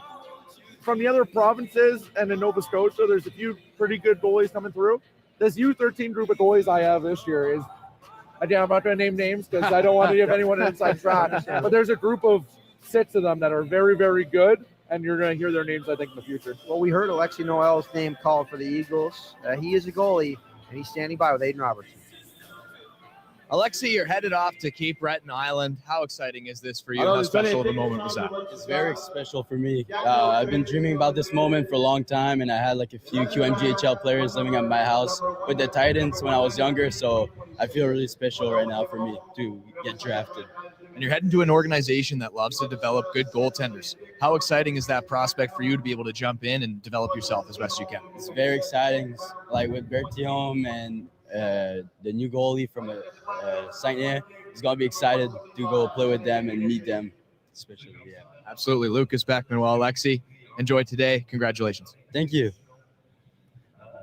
He's excited to learn from the goalies ahead of him. Yeah, exactly. And he's going to have a couple of really, really good goalies in front of him. Oh, my goodness. You know, I've said it to you guys kind of off air. I was very, very happy to hear, because names going down that possible piece going back the way. But boy, was I ever happy to hear Sam was not going to be a pack heading back to Chicoutimi. That kid is a gamer. You want to talk about good goalies in Nova Scotia? Sam Berthiaume. And the newest Islander, Broden McFadden, standing by with Aiden Robertson. Bowden, you're sticking in the Maritimes. You're heading across the Confederation Bridge to the island. What was that moment like, hearing your name called, and now you're in the QMJHL? Just an unbelievable feeling. I've been working this for a long time, and I can't thank my family and friends enough, and I'm super excited to be a part of the Prince Edward Island Islanders. What sort of skill set are you looking to bring into camp and make an impact on this team? Yeah, I think I'm a two-way forward who can bring energy to the team, and I'm going to train hard this summer to make the biggest impact I can at training camp and benefit the organization.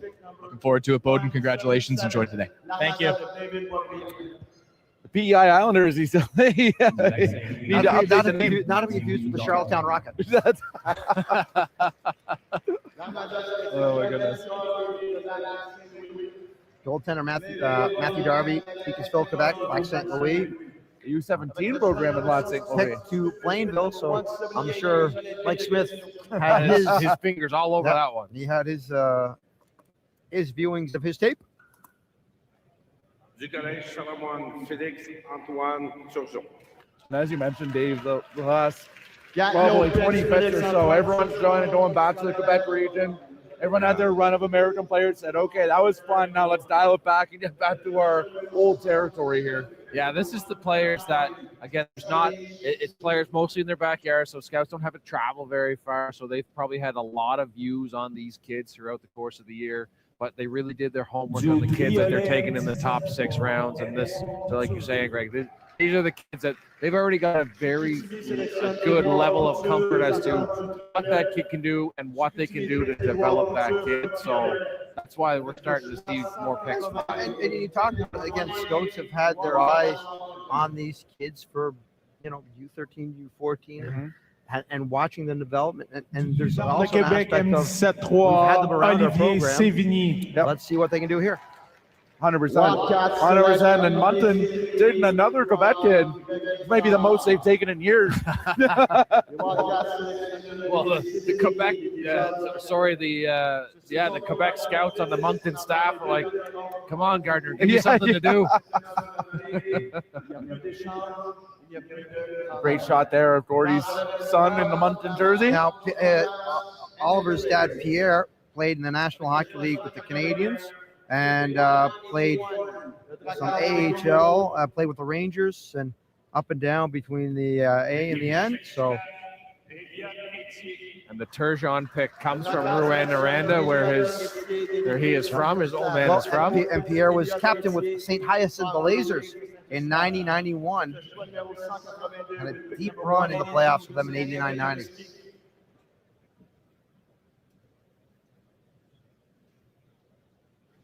As we are now into the 11th round.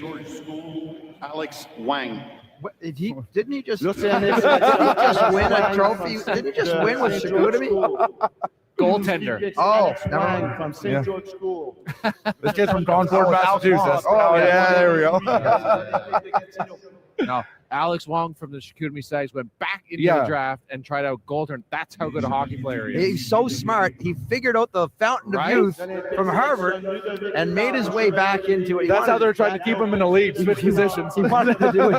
Yeah, that's the new rule now. You didn't know that is you can come back into the league, but you got to play a different position. Yeah. Oh, okay. I was unaware. If you win a championship and you switch from defense to goaltender, you're allowed back in.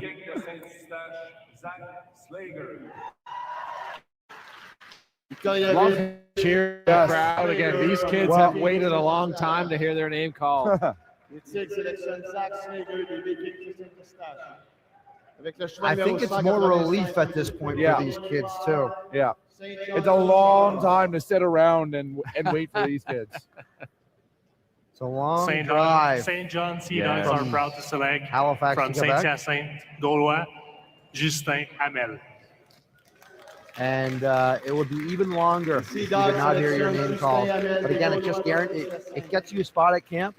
I know family advisors will be working the phones afterwards, trying to find a way and trying to find an opportunity for these kids. And we have talked about plenty of kids that Charlie Morrison's a prime example. Oh my goodness! Yes. Undrafted in the queue, comes back the next year, enters the draft.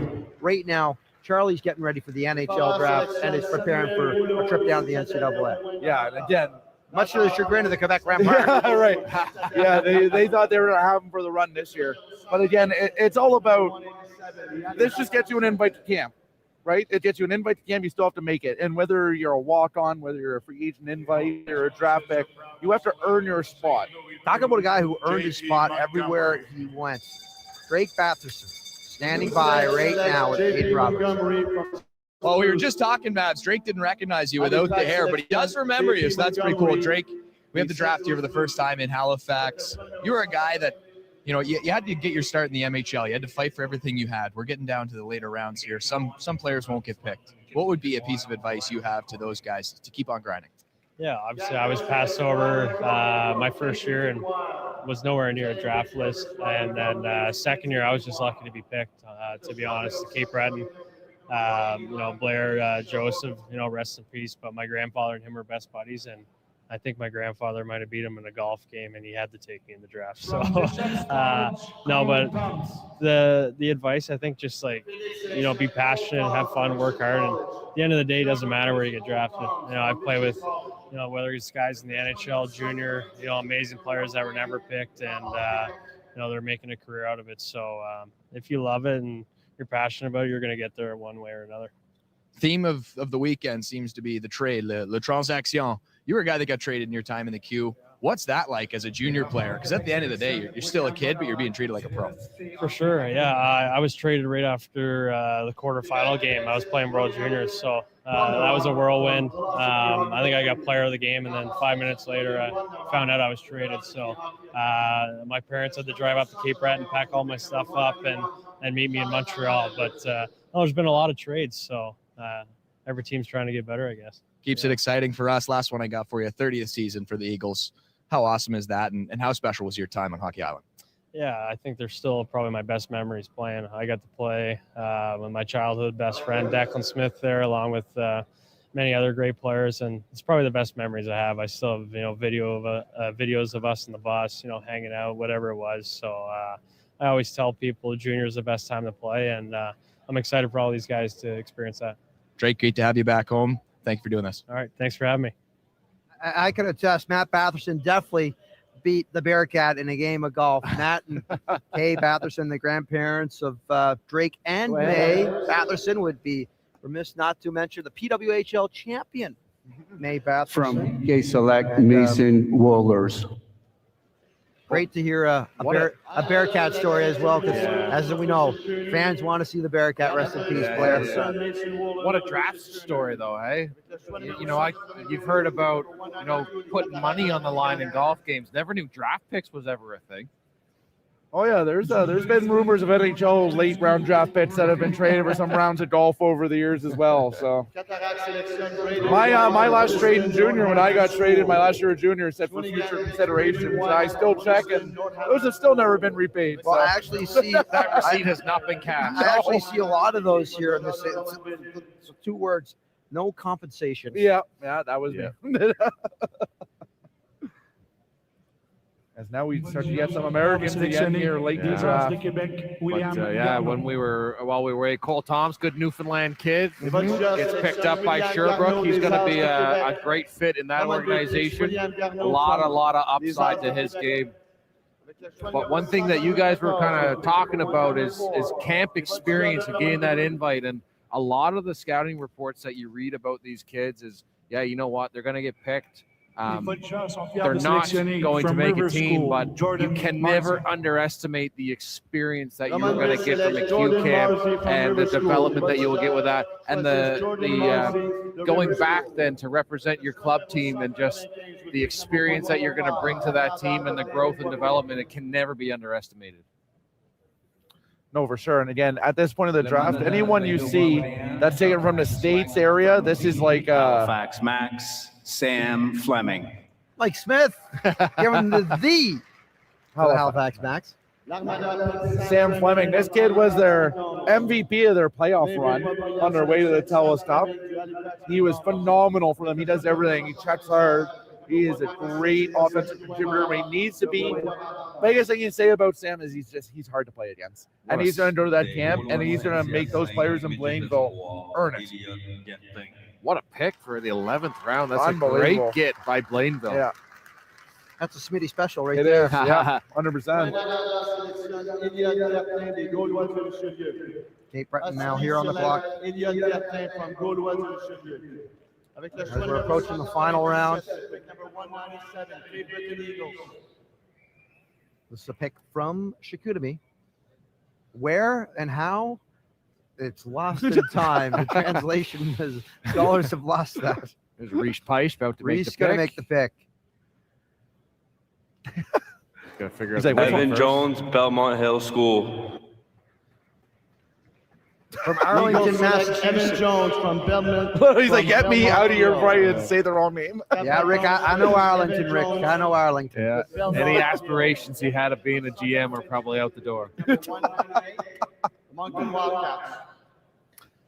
Okay, boys, is Moncton going back down south? I'd say so.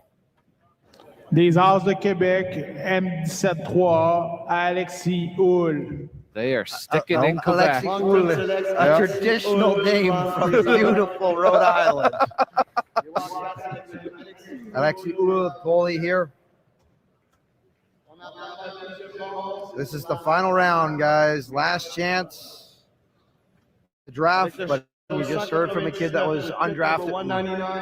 Become one of the faces of an NHL franchise. You know, I think back to a kid. We can still call them kids, right, when they're 20 years old? Yes. Based on my age, I can. I'm not going to reveal they that. still call Crosby kid. There you go. There you go. Good call.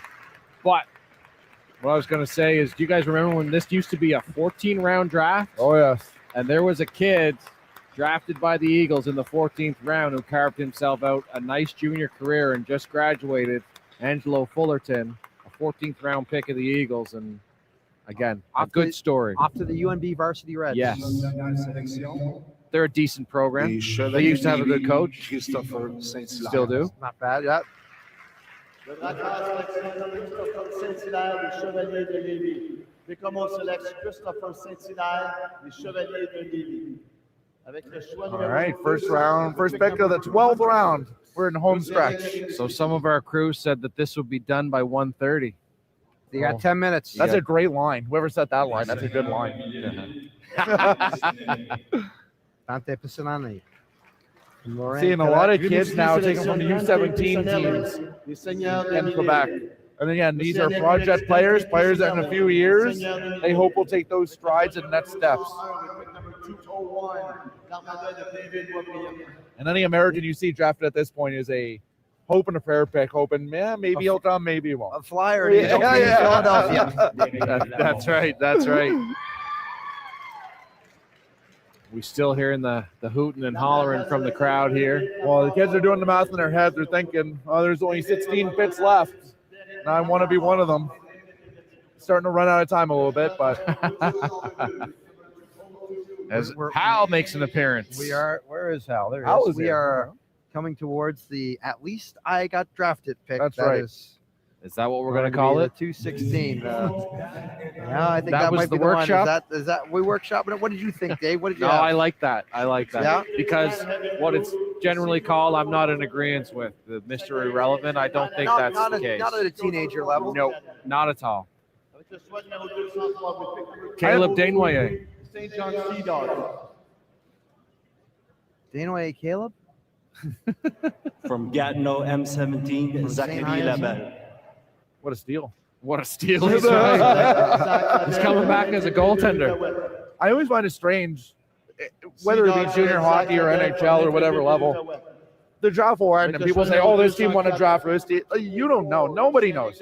Nobody knows if this kid's going to translate and be a superstar or not. I mean, you got to give them time to develop, and time to learn how to play at the next level. Olivier Ouellet. This kid that has just slept in, Mark Olivier, literally right beside him. Sélectionne Marc-Olivier Ouellet. Family very excited. That's awesome. Good for him. From Rimouski Marc-Olivier Ouellet from the Moncton Flyers. Out of that juggernaut, the Moncton Flyer program, another great season, but they come up just short in the Atlantics, beat out by the Max, who then, of course, silver medal, and congratulations to them as they get ready to make another The Halifax run. Going Mooseheads for a organizations would like to Or was it a thank Pierre 5-peat? Chalette and all of his scouts for Central Scouting for an excellent job. And with our last selection, on est fiers de sélectionner de découverte Aaron Carrier. Halifax selects Aaron Carrier from École secondaire La Découverte. Les Moussettes sélectionnent Aaron Carrier de l'École secondaire La Découverte. Avec le choix numéro 206, with pick number 206, les Foreurs de Val-d'Or. So there's the last pick of the draft for Halifax, Aaron Carrier. Richelieu, Alex Briand. Goaltender Alex Briand to Val-d'Or.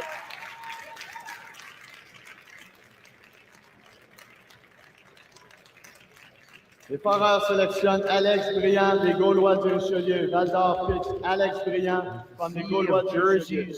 Avec le choix numéro Continue to 207, fill up number 207, down on the floor. le Phoenix The activity Sherbrooke. underneath the bleachers, Yes. just as intense and it's- crazy. It is a madhouse down there. As each team is handing out an award to the prospects that shows Now, up. this is Sean Carrier giving them, just judging by the last name here and doing some deducing. Yeah, this is his Sean brother. Carrier and Aaron Carrier. Le Phoenix sélectionne Maxime Bernier des You can tell they're brothers by the body language, so Sean wants someone to be nowhere near. It's a family affair. And we talked about it in our pre-show yesterday, which feels like last week. Sean Carrier is going to be a very, very important piece in this Halifax roster next year. And maybe did he get a new line they didn't know bear? Yes. I think that'll be a very good 1-2 punch. Yes. On the Mooseheads. Yeah.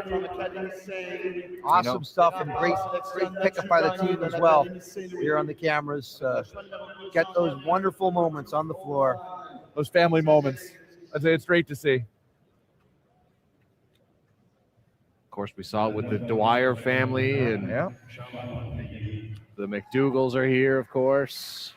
And as we wind it down, the very last pick of the draft does belong to Moncton. They could go for an absolute home run swing on some kid from the States that no one's heard of. I think they'll trade it to St. John.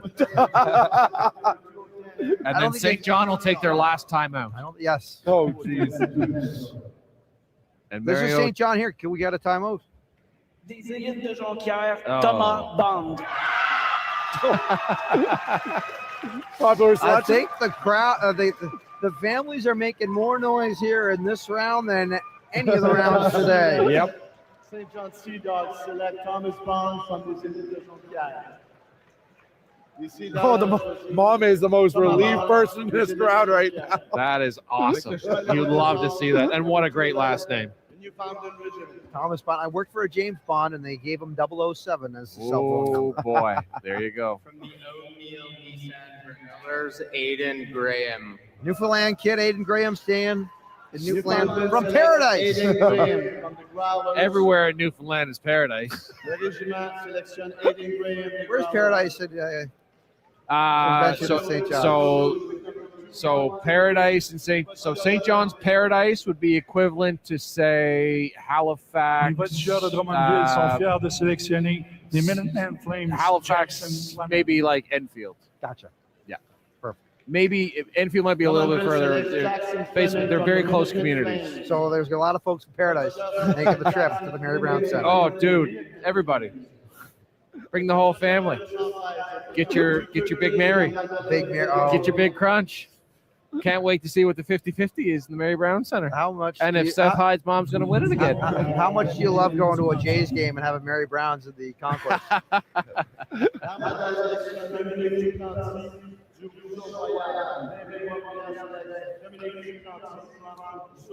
Now we just have three pits remaining. Moran, Chicoutimi, and Moncton. Sending us into the night and sending us into the off season, getting ready for us to be back on the air with Q Hockey. Can't wait. I cannot wait. So excited. I can't even wait for training camps to start, because then we get to see all of these kids show up to training camp and just see that whole unfold. So don't want to wish the summer away. No, there's plenty of time for golf, plenty of time for beach. But these kids will be putting in a lot of time in the weight room, a lot of time on the ice to prepare themselves for this. And it's so unique this year because this Eastern Conference in the Q is going to be so exciting to watch and follow. So for us, with the teams that we cover, it's going to be absolutely exciting this year. It's going to be electric every game that we follow here on Eastlink. Let's hope we get a lot of Eagles Halifax games, because they are going to be a treat to watch. And Chicoutimi, the league champions, is making everyone wait. Des Gaulois du Richelieu, Jacob Gilbert. Last pick. Chicoutimi sélectionne Gilbert. Here we go. The at least I got picked in the Q draft pick. Hey, Ma, I made it. You think the DJ will play that? Looks like we made it. A little Shania. No. Taylor, hang up the phone.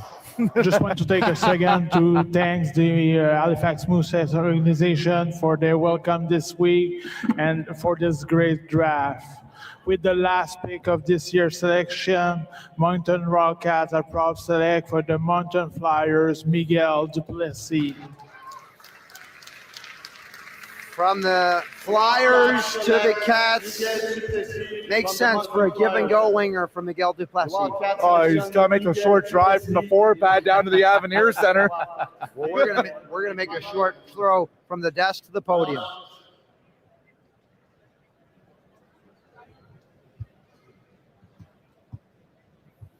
Over to Mario Cecchini. Alors, ça met fin à la séance de sélection. J'aimerais remercier toutes les équipes, votre discipline. J'aimerais remercier tous les parents et souhaiter la bonne chance aux joueurs à la poursuite du rêve. This concludes the 2026 QMJHL Draft. I'd like to thank all the teams for your discipline, all the parents for all the hard work, and to the players, best to you in the pursuit of the dream. Merci beaucoup. Thank you very much. 12 rounds down. One took 4 hours, 2 through 12. took under 4. But folks, guys, Greg, Dave, pleasure to work from you. We made it. We did. We made it. And a big thank you to all the staff here on Eastlink, everyone that made this happen. It was more than a pleasure to be here on the desk and do this again. And there's no better feeling than a live draft, Dave. No, there's not. This is my first one. Didn't make it to the Moncton one. This has been an absolute pleasure. Pleasure working with you guys, the hard-working crew in behind the cameras. Our job is easy. They've got the tough job, so thanks to everybody. This has been an awesome event. Glad to be part of it. Down on the floor, Aiden Robertson.